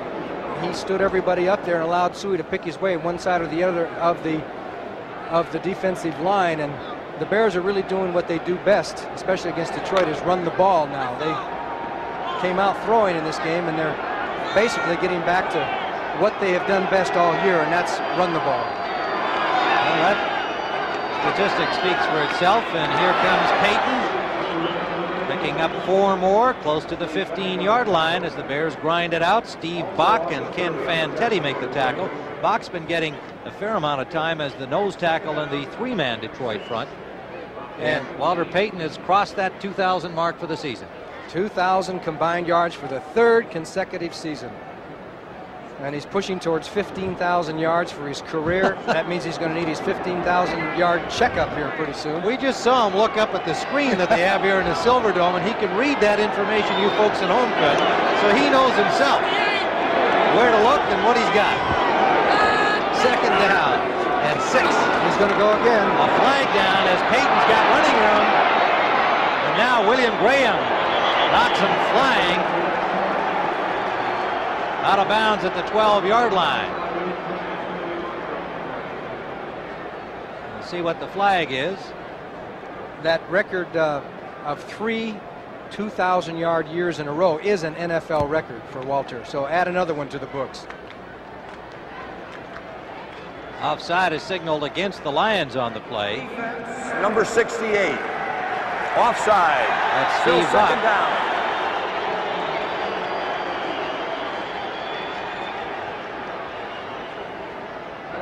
First penalty of the afternoon charged against the Lions as Walter Payton adjusts his pads. He was knocked flying out of the sideline area there by William Graham. Graham and Payton have their own kind of little personal duel. This goes back 2 or 3 years. Graham's 4th year in the league. Walter's got his mouthpiece in, so watch out. Second down and about a yard for a first down. They got the down over on the infraction against Detroit. Payton in motion. McMahon just picked his way through there and got the first down. Good blocking by Bortz and Hilgenberg for Jim McMahon. And so the Bears are first and goal, leading 13-3 on the kickoff return by Dennis Gentry, 94 yards to open the second half here at the Silverdome. Now you can see inside the opponent's 20-yard line, possession 72 for the Bears. They've scored 60 times, 33 touchdowns, 27 field goals. A big improvement for the Chicago Bear offense, because for the early years of Mike Ditka's career, the Bears had trouble getting into the end zone once they were inside the 20-yard line. So they have changed that statistic. This is the 10th play in this drive that started at the Bears' 16-yard line. And Suey gets inside the 5. Now, the last time they had a drive like this, they were stopped by the Lions and had to settle for the field goal. Let's see what Detroit's defense can do down here close now. Second and goal from the 4-yard line. On come some more beefy players up front. Leon Evans, Martin Moss, and Curtis Green come in, and 3 linebackers come out. Vantetti, August Curley, and Angelo King. Well, that would tend to make a coach call a play that goes off tackle or out to the outside. Call that beefing there. Man looking it over, and he didn't see a number he expected to see, so he calls timeout. And we'll see if Jim McMahon and Mike Ditka agree on which play should be called. Well, I wonder if we'll see the fridge. We're in fridge territory here. Yeah, we are in fridge territory, but Mike has made it pretty plain that the fridge may do something today, but the long-range plan for William Perry is to play more and more defense and less offense, especially next year. But there's the fridge. He's always ready to go. Long johns and anything. We'll be right back.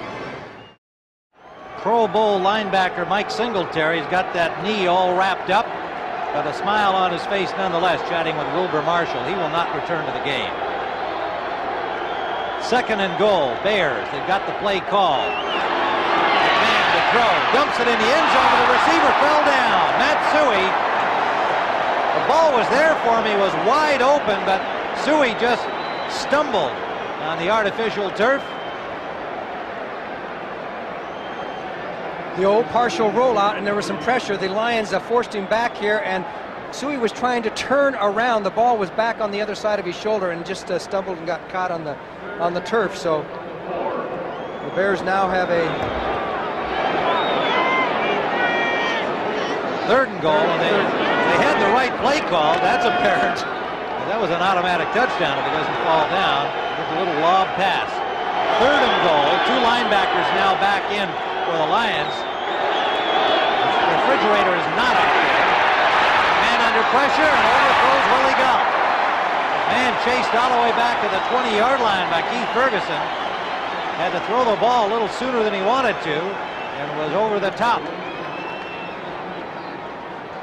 The Lions brought a lot of people that time. You see Jimmy Williams on the chase. Ferguson is on the chase and forced him to throw the ball before he wanted to. Took a little hit, but notice Ferguson put his hands back. Hey, I didn't hurt him. The ball was gone. I didn't try and hurt him.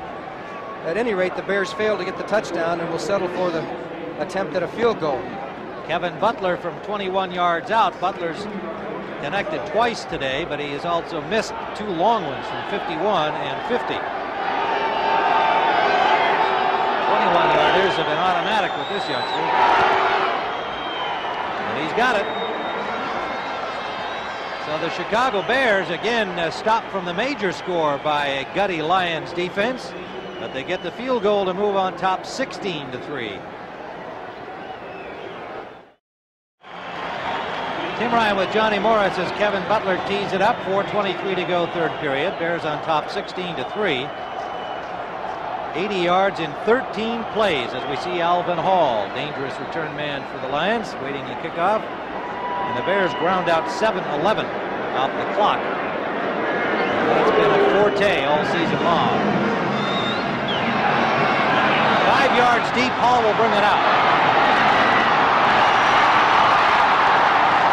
Over the 30-yard line, Alvin Hall. Stopped by Calvin Thomas, number 33. Eric Hipple brings out the Lions. The Bears so far have given up 71 net passing yards. It was the one category that they currently lead in the entire league that they were a little concerned about. Philadelphia 86 yards behind them in that category. Philadelphia leading Minnesota handily at our last report.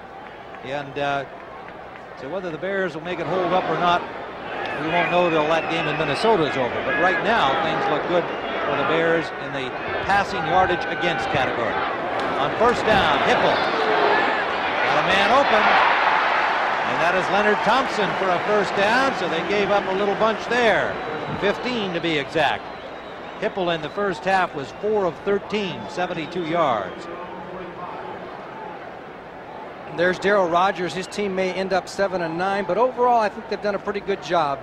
The Lions were picked for last or next to last in the division, and they beat some pretty good teams. They beat Miami here, and they beat Dallas here, and they beat San Diego here. San Francisco here. And his Lions have played hard-nosed football all year.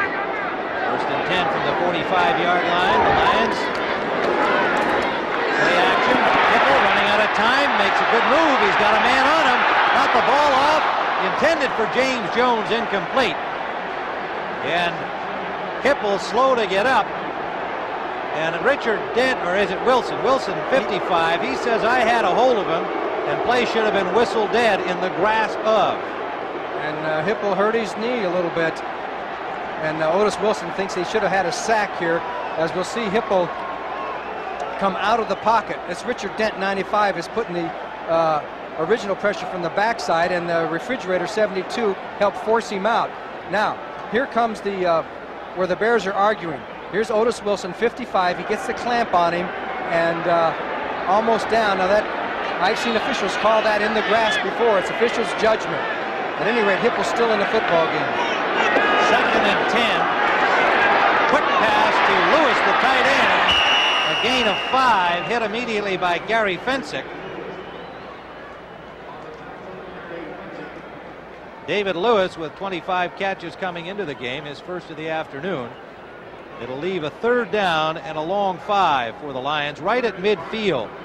And when you talk about gutty quarterbacks playing hurt much of the season, Eric Hipple has to be in the top 2 or 3. He's now 8 of 19 for 100 yards on the day. Blitz. Up the middle, it's complete to Bland for a first down. So Hipple delivers again. Mike Richardson on the tackle. Yes, Bland does like to come over the middle. He said it and he meant it. And there's Hipple, who held his ground there. The Bears were bearing down on him, about 7 rushers, and he still spotted the receiver, Bland, coming right over the middle. You can see the blitz. Duerson was one of them. 22 was stopped up. And there is Bland making the catch. And anybody, if you happen to be a jogger, a basketball player, whatever, you know when you've got a sore knee, it's tough to perform. And look what Hipple is trying to do on that bad knee. He's had injuries to his ribs, his back, his sternum, and his knee this season.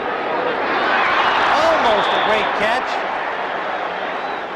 Intended for Alvin Moore, and it was Otis Wilson who made it impossible for him to hold on, because, again, well-timed hit on Moore, who had the ball in his hands, then took the contact, and as he was upset from underneath by Wilson, he just couldn't maintain possession. 2nd down. Ron Rivera, we should mention, continues at the middle linebacking spot in the Bears 4-3, replacing Mike Singletary. The number 2 choice a year ago doesn't get much playing time behind Singletary, as you might expect. Oh, whoa! Hipple just got that off as Dave Duerson came on the safety blitz. Remarkable that Hipple got the ball away at all. Now I think the Lions feel he was offside, or that somebody was.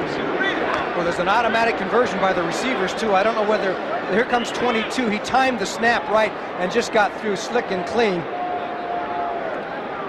Rodgers was very upset, still discussing it on the sideline. I'm not sure what he was annoyed about, except for the possibility that he thought it was an offside. So it's third down. Complete to Bland. Bland is close to the first down as Fensick puts a stop on him. Bland has not dropped anything thrown near him in this game today, and he had 7 catches last week against Green Bay in his first role as a starter. And you're going to see Mandley's there too, and it's amazing when you complete a pass like this, you'll see 2 Lion receivers both coming across the middle almost in tandem, yet they still completed the pass. So it's very close on the first down, and Bland has really come on the last couple of games. He was certainly very aware that today he had a chance to prove to Darryl Rodgers that he should be on this roster of wide receivers next year. He was very determined and grateful for the opportunity to have another game left, having gotten in for the first time last week. And you notice he has gloves on. Some of these receivers wear gloves. It's 70 degrees in here, but they get used to that. And here comes a key play for the Lions. 4th and a very little. Extra blockers in. James Jones. He's got it.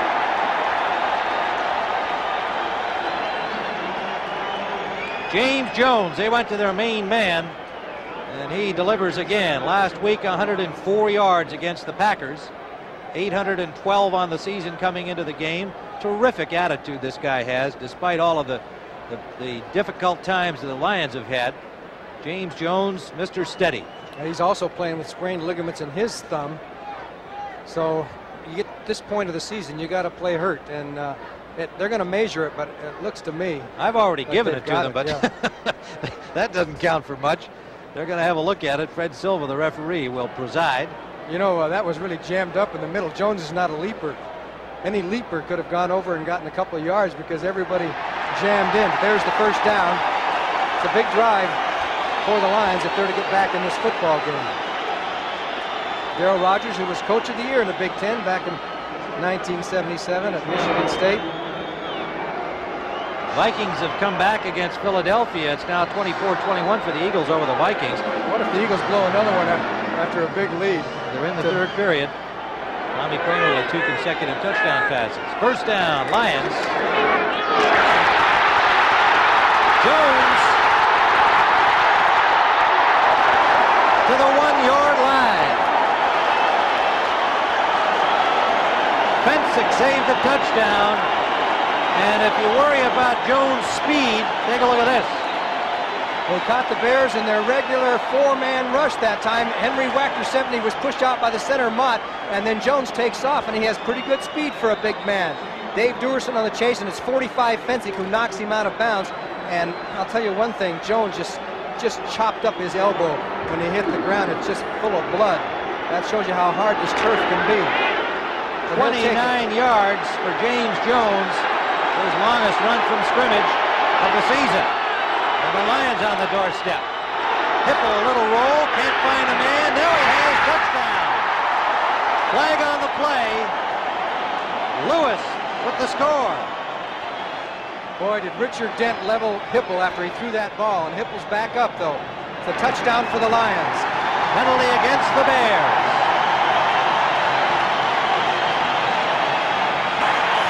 Defense, offside, decline, touchdown. Interesting, on first down, they go right to the air, and Hipple waited, and got the pass off, took his punishment, and there it was, wide open. And now you want to see the hit that he took from Richard Dent. After the point, we'll take a look at it. Eddie Murray has the point after.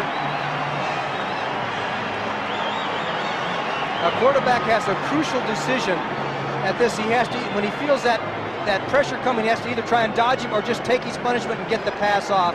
And Hipple made the right decision, and the hit was high, which helped him on his knee situation. The hit was high. So the Lions scrappy in their Lions' den, where they have lost only once at home, have reduced the margin to 6. 70 yards in 10 plays, 2:55 the length of their drive, and Darryl Rogers got to be pleased with the pluck that his team is displaying here. Murray into the end zone, gone. Great tackle, A.J. Jones. At the Bears 16. Galt slow to get up. And who said the Lions didn't have anything to play for? They are hitting. They've been hitting all day. They may not win this football game, but Darryl Rogers is getting his answer as far as the spirit on this football team. And the Bears definitely have felt that they have found a weakness on the kickoff return. That's about 4 times that a receiver has caught the ball way on one side of the field and gone across the field, because apparently the Lions are converging towards that one side of the field. It worked for them once. They got a kickoff return from Dennis Gentry. Payton is still in the game. Bears have used all of their starters with the exception of those that are hurt. Payton gets about 6 or 7. Just a quick review on that very fact about the Bears. McMichael, the defensive tackle, came into the game with a bad knee. He played just the first series. Henry Wachter's been in there since. Singletary went out with a knee injury suffered in this game and has been replaced by Ron Rivera. But Mike Ditka has stayed with his starters, and he's told us as firmly as only Iron Mike Ditka can tell you yesterday, hey, we play every game to win. There's no suggestion. I'd like to get all my players in the game, but I won't do that if we're in any danger of losing the football game. Well, the Lions are playing to win too. Payton stopped short of the first down. Leon Evans in the defensive lineup for the Lions, number 66, and now he comes out and William Gay comes back in. It's going to be 3rd and about a yard, maybe less. Wayne Fonts, the defensive coordinator of the Lions. Darryl Rogers will have to measure here, a little closer than it appeared. The Bears actually called for it too, and McMahon has gone to the sidelines to talk with Mike Ditka. He got it. It appeared to be short where he was stopped, but the measurement gives it to the Bears. Dan Bunn's in the game defensively for the Lions, number 97, familiar name to 49er fans. Picked up as a free agent after being among the late cuts by the Super Bowl champs in the preseason. 30-year-old veteran from Cal State Long Beach. And he was picked up by the Lions when Kurt Allerman went on injured reserve. Allerman had been signed after another injury. The Lions have had their share, to say the least. Payton with blockers. Gonna throw. There we go. Complete. First down at the 22-yard line. A 50-yard play. Payton to Willie Galt. Unbelievable play by Walter Payton. He was out of room. He was running towards the sidelines and just gave it all the muscle he could, and he still got a spiral. It was a little bit short, and Willie Galt came back to make the grab. A key first down for the Chicago Bears, and they surprised the Lions. That's the end of the 3rd quarter with the score. The Bears 16, the Lions 10. We pause now for a word from your local station. The Silverdome, where a 50-yard bomb from Walter Payton to Willie Galt has the Bears in scoring position again at the 24 of Detroit.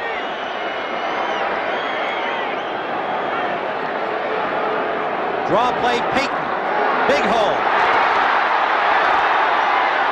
Out of bounds at the 3-yard line. Bobby Watkins forced him out. Let's see that again. He's going to be unhappy he didn't get a touchdown. He usually throws touchdown passes. Let's see that he makes it look like a run pretty well here. Doesn't put the ball back until the last second. Now he's out of room, and just on muscle alone, he got the ball down there. It was a little short, but Galt alertly spotted the ball first. And Walter Payton has now completed 11 of 29 passes for almost 300 yards. He averages almost 30 yards when he completes a pass, and he has 7 touchdown passes during his career. Unbelievable. I was going to say, he's used to throwing touchdown passes. He's probably unhappy. First and goal, inside the 10. Payton hit right at the line of scrimmage. A flag down by Jimmy Williams with a stand-up, straight-up tackle. Got Payton at the line. Might even be a loss of a little, and a penalty against the Bears to boot. Well, that was a good play by Williams. Boy, he played off the block and made the tackle. And it's not going to make that much difference because of the holding penalty situation.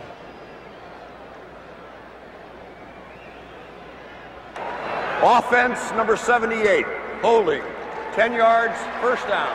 Keith Van Horn charged with holding. That'll back it out to the 18-yard line of Detroit. We are just underway in the 4th quarter. A 6-point margin for the Chicago Bears. From the 18. And they're now at the 18-yard line as Curtis Green comes on. And Ken Fantetti. Out come Bach. And the linebacker Dan Bunz.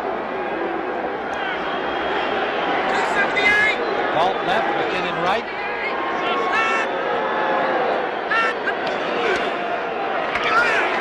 Payton hauled down from behind by Fantetti, but picked up 5 yards inside the 15. Through 3 quarters of play, the Bears with 322 yards of total offense to 180 for the Lions. 25 minutes and 30 seconds of clock time against 19.5 minutes for Detroit. Payton now has 76 yards rushing on the day, Johnny, on 16 carries.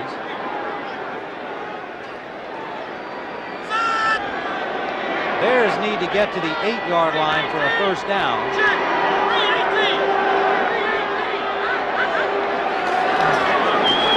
Check it.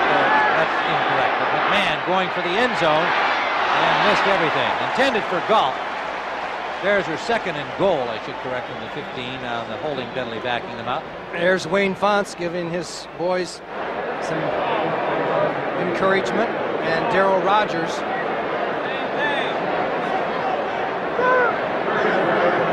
Watkins had the coverage on Willie Galt. Hard to tell for sure whether McMahon just threw it away there or not. That last play. Dennis Gentry has come on for Chicago, along with Kenny Marjoram, and the Lions are substituting accordingly. Yeah, they got 4 new men in on the field. A bunch of defensive backs. Frizzell and Galloway. And a shotgun on 3rd and goal.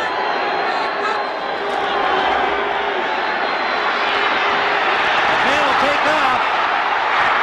Dives into the end zone.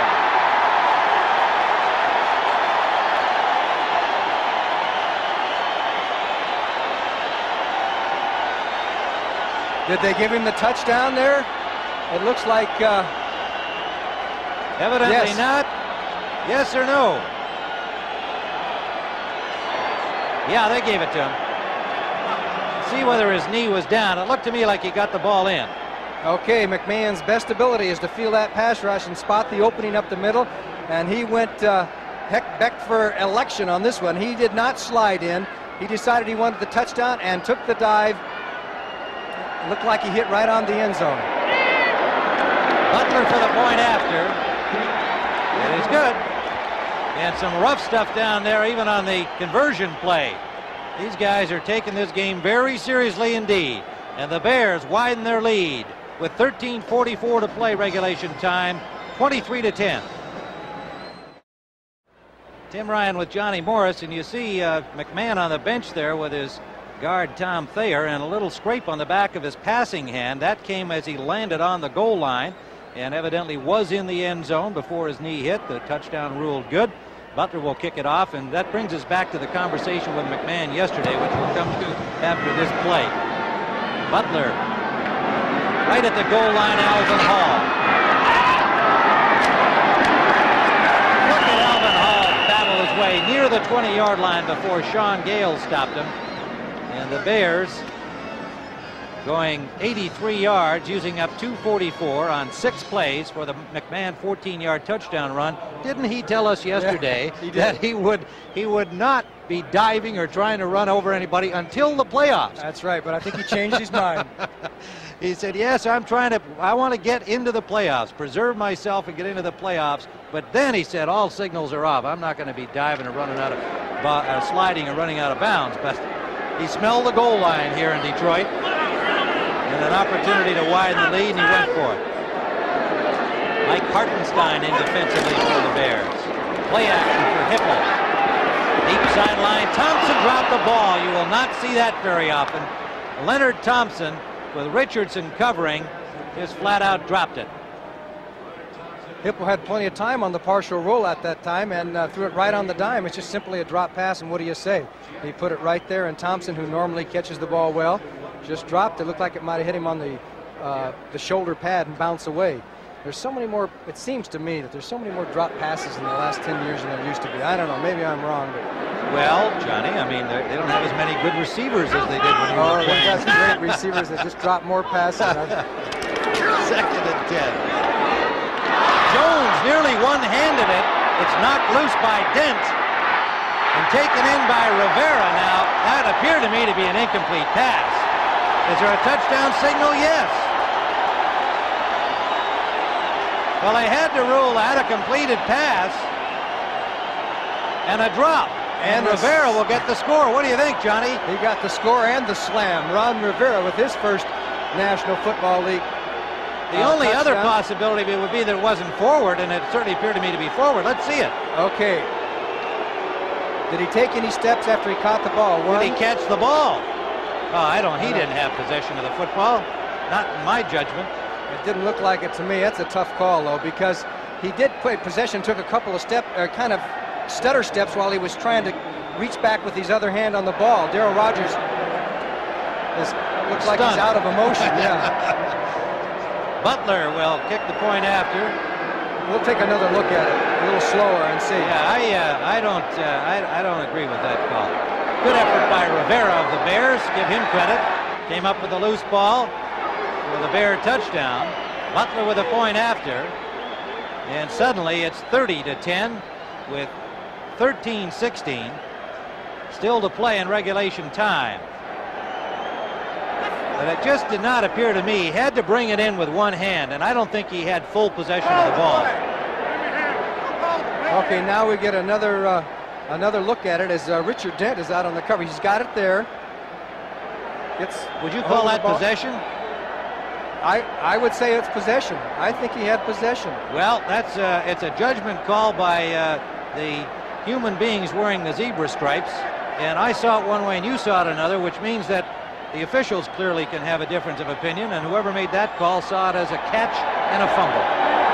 Darryl Rogers didn't see it that way. He sure didn't.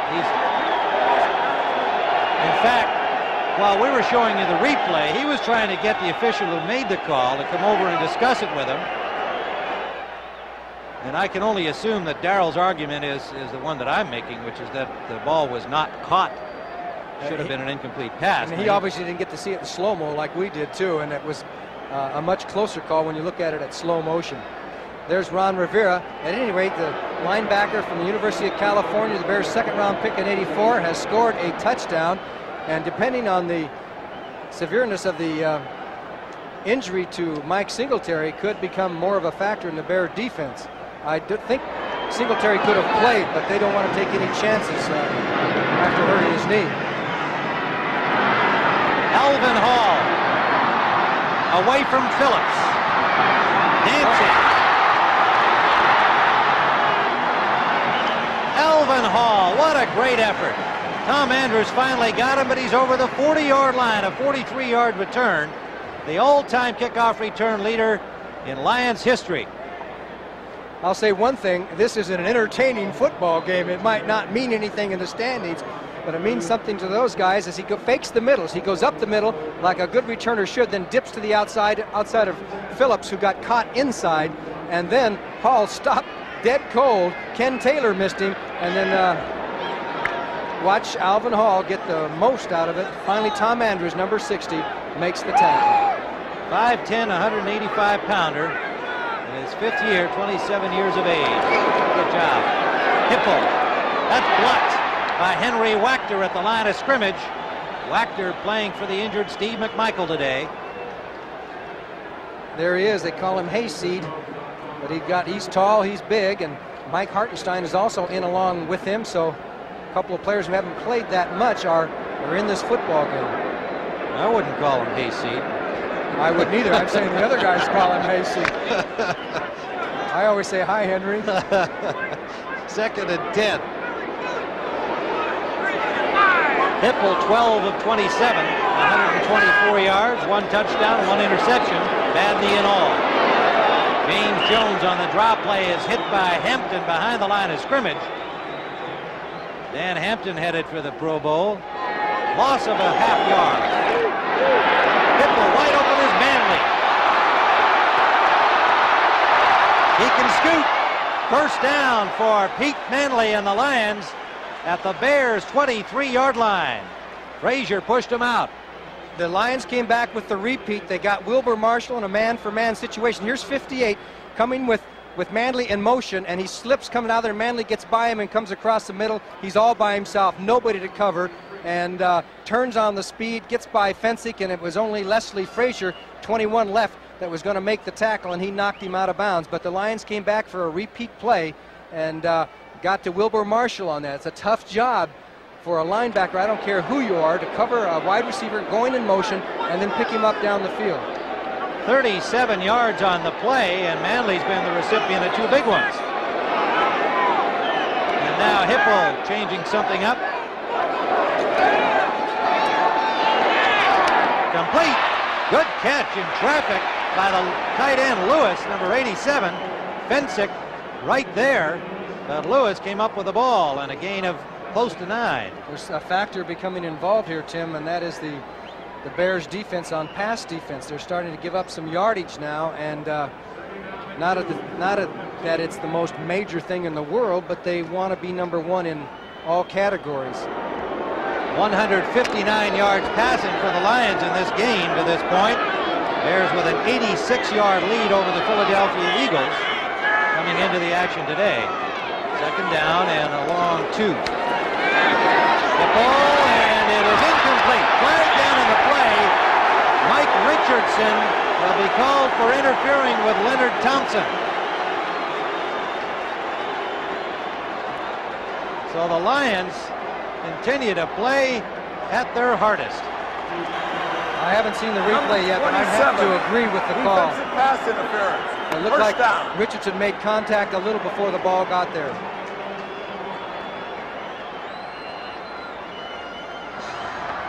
Okay, you're going to get a chance in your nice warm living room as the ball is going to come at us.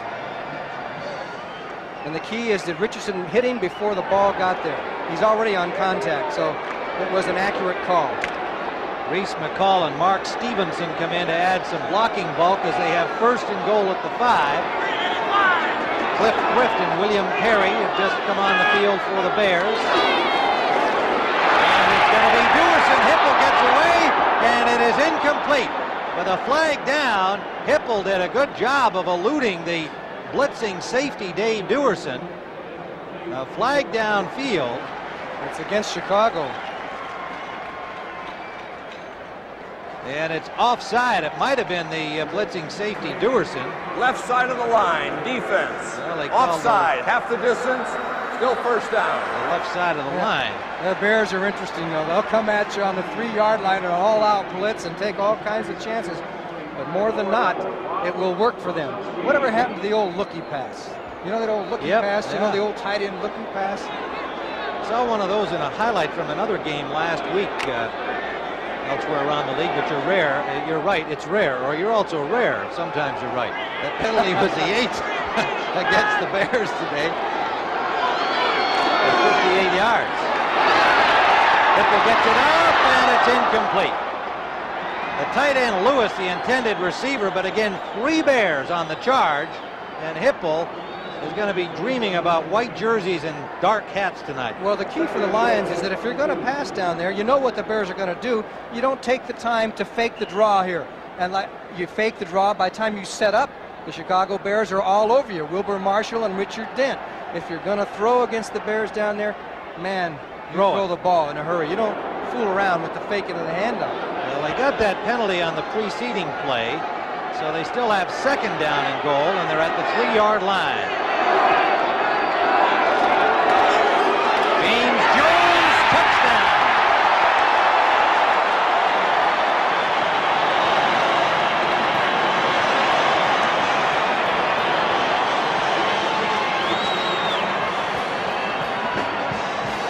Ed Murray will attempt. Eric Hipple. Okay, straight at him, a little power here with the lead back, and in goes James Jones. You give him a couple of steps, and he's got enough power that he bulled his way through. And the Lions are back in this football game because they'll be 13 points down unless they miss the extra point. Eddie Murray with a point after. 59 yards in 6 plays for the Lions. And with 11:01, still lots of time left to play, the Lions in their den battle back. Tim Ryan and Johnny Morris, we had a 6-3 football game at halftime. Look at it now, 30-17. And the Lions, with James Jones taking it in, have closed the margin to 30-17. Murray's kickoff taken by Willie Galt. Good tackle from behind as there was briefly some room in the middle. He got to the 29 where Reese McCall made the stop. 27-yard return. And Steve Fuller has come in at quarterback for the Bears. Line up for the Illini. That one. Fuller on first down, gets away from William Gay, and now is hit by Gay with a good second effort. A sack and a loss of 4. Boy, did they crunch Steve Fuller on that. William Gay for the 7.5 sacks. William Gay, who's had a pretty good year, his sack total isn't what it used to be, but that's partly because they go to that 3-4 defense quite a bit. As Fuller was looking to this side and then starts to scramble, and you can see William Gay really earned that sack. He was all over the place, number 79, and finally gets in it from behind and puts the hit on Fuller with help from Ferguson. But he's recovered 6 fumbles. He's forced a couple of fumbles. He's intercepted a pass. He's had a decent year, even though he hasn't had many sacks. 2nd and 14. We'll pick up the Bears substitutes for you in a moment. Fuller trying to find an open man and can't, so he just takes the safe route down. Picked up about maybe 2 yards, and it'll leave 3rd down and about 12. Let's get some of these replacements. Sanders is in at one of the halfbacks. Keith Ortigo is a wide receiver. Humphreys, Andrew, and Fedrick on the offensive line. 3rd down. And it is picked up. Dan Bunds. Intended for Marjoram. Tipped, I believe, by one Lion player into the hands of Dan Bunds. A recent acquisition. The free agent list from the 49ers. Van Bunds is number 97. You can see him go back into his buzz zone as Fuller throws, and the pass is deflected, and Bunds makes the now watch the block by 33, William Graham on Tom Andrews 60 right here. Crunching block by a defensive back on a lineman, and Bunds takes it down, and the Lions are threatening once again, and the Bear defenders, most of the first stringers are all in there except for Singletary, and of course Wachter for McMichael, and Dan Hampton still playing. He's supposed to always be banged up, but he's always in there. Jimmy Williams was the linebacker who tipped it to Bunds. First down, Hipple, sideline Thompson. Away from Wilson, but caught by Frazier. Still a gain of about 6. The Lions trying to keep that mystique of winning at home. Trying to battle back here with 8:49 to play in the regulation time. If the Lions gain 19 more yards passing, the Bears will lose the pass defense title. For whatever that means. Well, it's important to them, Buddy Ryan. Yep. All of his players have made a big point about wanting to be number 1 in all 3 categories, total, rush, and pass. 2nd down, a long 4. Hipple gets time. His receiver fell down in a collision. Bland and Frazier got tied up with each other. Bland never got to the corner. The crowd, unhappy, thought an interference call should have been forthcoming, but that was not the case there. is ruled incidental contact. As Hippo is 15 of 32, 175 yards. 1 touchdown, 1 interception. So he's performed admirably under the circumstances of his knee. Now I have an idea. It's 3rd and 5. Let's watch what the Bears do. McMahon left the game 12 of 20 on the day. 183 yards, 2 interceptions. Here they come. Intercepted by Wilber Marshall. Marshall laterals the ball, and the Lions may have come up with it. What a way to get a first down. Chris Dietrich recovered the ball as Wilber Marshall, who made a superior interception. His timing and anticipation was perfect, but then he decided to get a little fancy. And the refrigerator 72 is putting the pressure on Hippo. There is Marshall with the interception as the Bears have the ball. Let's see what the call is here. He tried to lateral. Fensick bobbled it, and then there is, it looked like the Lions recovered. I think they may be ruling that Jones's progress had been stopped and the whistle had been blown before he lateraled it. At any rate, Chicago Bears have the football. Boy, oh boy, I don't understand that one either. I don't know. Let's hope we get a clarification. Darryl Rogers can't believe it. Welcome to the NFL.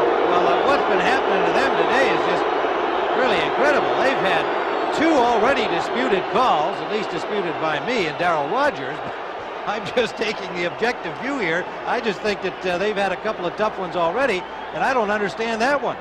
Well, let's see if Fred Silva can clarify matters. Well, that won't occur since there's been no infraction. We won't hear from him unless he elects to explain to the crowd, which is still booing at the Silverdome.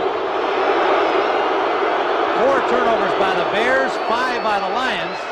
Been a fun game. And that is Gentry, pardon me. Dennis Gentry, number 29, stopped by William Gay. And the Bears pick up about close to 5. We'll call it a 5-yard gain for Gentry.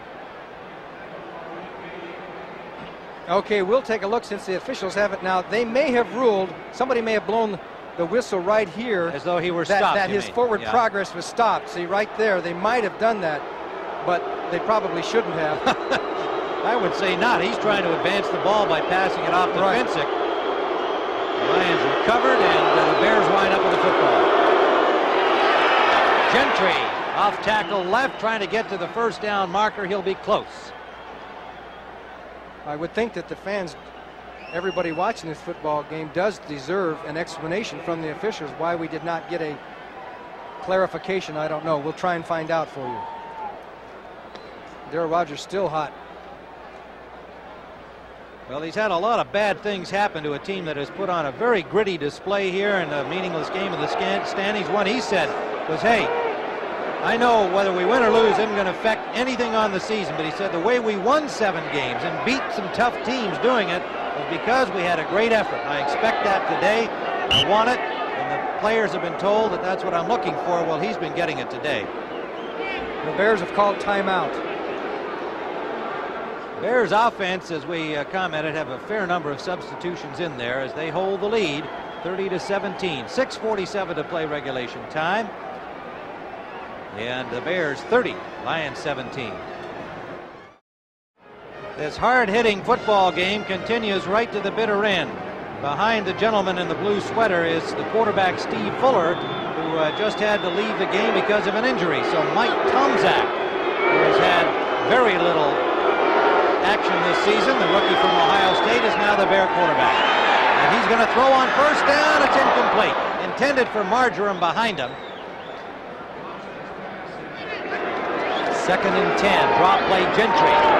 Gentry up the middle is wrapped up by Gay, and then Demetrius Johnson gets in to finish him off. A gain of about 4. And the report on Fuller is a slight concussion, so he had his bell rung today. Joe Ferguson left the game on the first series with a blow to the head. And it's been a tough game, and it's taken its toll. Singletary left. McNorton for the Lions left the game with an injury. 2 quarterbacks, Ferguson and Fuller. McMahon scraped his hand diving for the goal line. 3rd down. About 7 to go. Well, Little long 6, we'll say. Comes out. Incomplete. Tried to get the tight end Reitman and sailed it a little bit. And Chicago will have to punt. Now, I think this might be the first punt by Buford. It is indeed. First punt with 5:54 remaining in regulation time. Maury Buford comes on for the first time for the Chicago Bears. Pete Manley is the deep man for the Lions, and he retreats to the 15-yard line. There is Buford. Brings in a 42.2 average on 67 punts. I don't know, has a team ever gone a whole game without punting? I wonder, I have to look up the book for you. That would be something.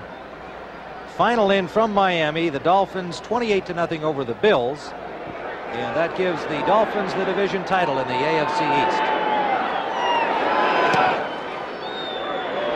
Buford's punt taken by Manley at the 22. Flag down. Manley tiptoes his way.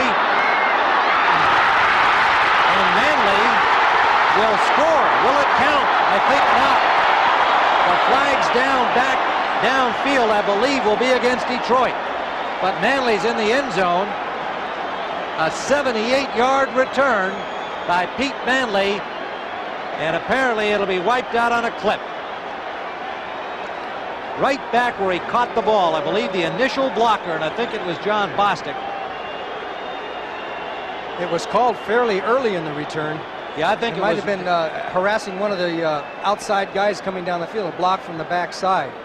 We'll find out. Now there's Pete Manley, a little out of breath. Great job by him. He's become an excellent kick returner. Remember, the Lions traded Robbie Martin away to Indianapolis for Alvin Moore and gave the job to Manley, and he's responded. On the run back, Detroit 34. Holding. Decline. Number 42. Illegal block above the waist in the back. From this spot, 10 yards and first down. Well, that was Bostic. That play was downfield near where Manley made the catch. Jones was the upfield penalty that you alluded to, Johnny. Probably taking on one of the Bears coming downfield. Okay, Bostic is 42 there. He would be on the left side of your screen chasing right there, and he's called there for a block from the backside. It looked like a definite block from the backside. Here comes, well, we won't see the rest of it because the Lions have first down and a long ways to go. 5:32 to play, 30-17. The touchdown wiped out a day of bad breaks for the Lions. Hipple for Leonard Thompson and a first down at the 35-yard line. Richardson made the tackle. And this pass pretty much means that the Chicago Bears won't win the league title as far as pass defense is concerned, because they only needed 19 going into this play, and you can see Thompson just cradled that ball. See how he leaped up and then took it right in the stomach? I don't care what anybody tells you, that's the way to catch that ball to make sure you got it. A 22-yard pickup, and if our stats are all correct, then Washington will finish ahead of the Bears in the pass defense category for the season. First down. Hipple, he's got Thompson. First down at the Bears' 42-yard line. Well, I just can't say enough about this entire Detroit team, and particularly Eric Hipple, playing with a bad knee and just giving it all he's got. Okay, pretty good pass protection. And Thompson just headed for the sidelines and took it. The perfect pass by Hipple as they're down to the 42.5-yard line. The Bears have made a couple of changes on the defensive squad. Tyrone Keys is now in there, number 98. Rivera is still in there. No changes in the defensive backfield. And the Fridge has played a lot. Hipple has now got 220 yards passing today against the Bears, 17 of 35. And the Fridge may be under 300 pounds, too, when this game is over. First down. Draw play for James Jones, but the Bears are there. Loss on the play of a yard. Rivera and Hampton, and at the bottom of it, 2nd and 11. Hipple just got it away. He's got Manley to the Bear 19-yard line. Nice move by Manley, who has really become a factor here in the second half. This time he got a one-on-one situation, and Les Frazier doesn't get beat too often, and you're going to see Frazier goes for the inside move, and he went back on the corner, and Hipple stood his ground and hit him right on the dime. 26 yards, 96 on 3 catches for Manley. Remember, the Lions have only got 3 wide receivers in the lineup today, and throwing a ball like this in this half, they're going to be some tired guys when it's over. Thompson, Bland, and Manley. It's Bland and Thompson in there now. James Jones nearly vaulted over the pileup and might have made it to the end zone had he been able to do so, but he was tripped up by Hampton in flight. Pickup of 4 yards, almost 4 yards for James Jones, and he's got 74 yards on the day. The Browns already in, and the Jets are there now.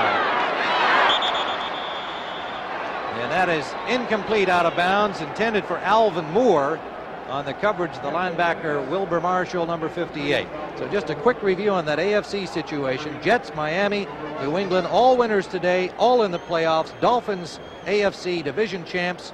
Wild card game next week, New England at the New York Jets. And later today, the 49ers will try to squeeze into all of the postseason action. The Bears will have 2 weeks to rest up. They don't have to play next week because they have home field and best record, and so the bumps and bruises will have that extra week to heal. 3rd down and 7 for the Lions here. Pump fake, and Hipple gets it away, and it is incomplete. 2 Bear defenders there, and they actually broke up their own interception. Frazier and Marshall, had only one been there, either one, they had the best shot at the intercept. The intended receiver, Alvin Moore. Walter Payton's numbers today, Johnny: 132 yards of total offense, going over 2,000 for the year. 16 carries for 77 yards on the ground. 4 receptions for 55 through the air. So he will have crossed the 2,000-yard mark, but he will have lost the rushing title for the NFC to Gerald Riggs, because he needed 91 just to tie Riggs. He was 91 behind. 4th down for the Lions. Here it is. This is it. This is the old ball game right here. 3:13 on the clock. The Lions, who have just refused to surrender, get their last shot here at some points. Oh, what a hit. Hipple, and the ball picked up by the refrigerator. Perry, David Lewis in pursuit.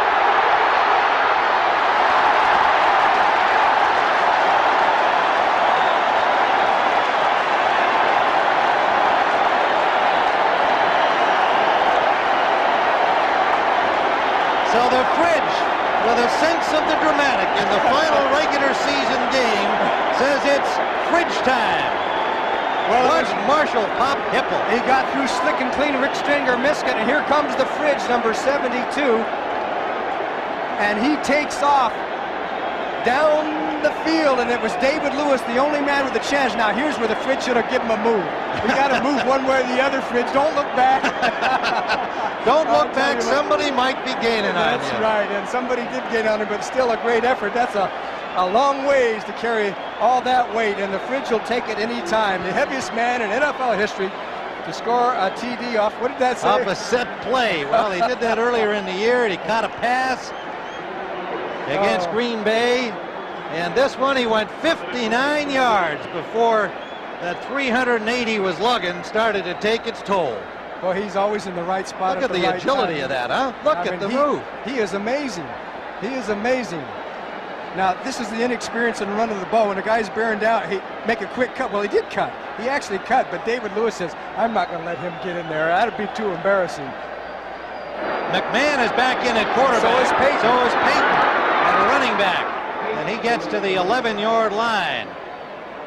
So we've seen Fuller and Tomczak briefly, but the Bears have their first unit backfield in there at least. And there is the Fridge. The Fridge, that'll be worth about 10 more endorsements. Otis Wilson can't believe it either. 6 turnovers by the Lions today. I know what he'll endorse next, the tearaway jersey. Yeah. Well, it'll be one of the shoe manufacturers, I would think, will be wanting them to endorse pure foot speed. This game turned out to be one of the best in the year, actually. 2nd down, the Bears with their full first-team offense in. The pass intended for Moorhead, incomplete. Good rush by the Lions. Fantetti and Williams were blitzing. And McMahon backpedaling, couldn't get it to Moorhead. Moorhead actually couldn't clear fast enough for him to to have a chance at catching the ball. And there's Demetrius Johnson coming limping to the sideline. Boy, that's a shame to get hurt with a couple of minutes left in the season. Hope it's not serious. Well, everybody wants to see this one more time. Really, the first part of this is what's amazing. Watch him leap right here. Boy, what a hit Hipple took. He gets over his man, and as Papa Bear George Hallis used to say, he says the guys that force the fumble, he said guys who pick up fumbles are the guys who are usually standing around. But the old strides start to shorten on him there, didn't it? McMahon to the end zone. Yes or no? Touchdown. Kind of a slow call. Kenny Marjoram, the receiver. And meanwhile, upfield near the 40-yard line, tempers flaring again. And flags being thrown as the officials would like to just get this one over with without any fisticuffs. And the coaches, Wayne Fonts there and Darryl Rogers, helping to separate the combatants. But Marjoram with a diving grab of the pass from Jim McMahon. Well, I'll tell you what. We'll take a look at the pass. We have personal foul, Detroit, number 33. William Graham gets called for the penalty. It's Kenny Marjoram who makes the reception here with a nice move to the inside and then to the outside. But it's living dangerously. The game is over, and you've got McMahon in there, you've got Walter Payton in there, and you've got the playoffs coming up. You got to wonder, see, just for a shot, just exactly like that, the game is over with, and McMahon's taking those kind of shots. I don't understand it. You don't understand why their first team unit is in after the fumble recovery and return by Perry. Well, I don't either. And you made a very graphic description of why they shouldn't be with the playoffs around the corner. William Graham, there's no love lost between him and the Bears anyway, and he was penalized for taking that shot at McMahon after the ball had been released. Butler got the point after. There's Marjoram, who meanwhile made a great catch, and we're down to the 2-minute mark. Tim Ryan and Johnny Morris back at the Silverdome. 2 minutes to play. 37-17 Bear lead. Remember, this game was 6-3 at the half. This has just been a wild and woolly and thoroughly entertaining second half, and we've got more football ahead for you. The big one in San Francisco, the Super Bowl champs, trying to stay alive. They must win against Dallas. The Cowboys already in as champs of the NFC East. And a long kickoff by Butler. And Hall, just a yard off the end line, elected wisely not to bring it out. First down from the 20-yard line for the Lions. There a Kipple, gutty display. Don't forget the hit he took, and now he completes it to Manley for a first down. All but forgotten was a huge hit, Marshall, on Hipple on the fumble recovery by Perry, and here he is back out here again, still throwing, trying to get his team downfield.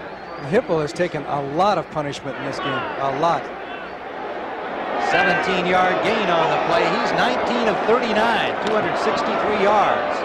And he's got another completion. Leonard Thompson close to the first down. Reggie Phillips getting some work on the corner for the Bears made the tackle. And they call it about an 8-yard gain. Do you think the refrigerator is tired in there on defense now? I bet he's still puffing. Let's watch him, see how he does. Boy, I tell you, it's...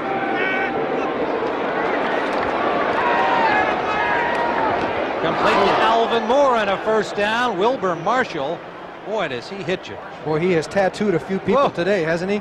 Starting with Joe Ferguson, who was scheduled to start, was the starter today because of the knee injury to Hipple. Marshall knocked him out of the game, and he's given Hipple equal licks.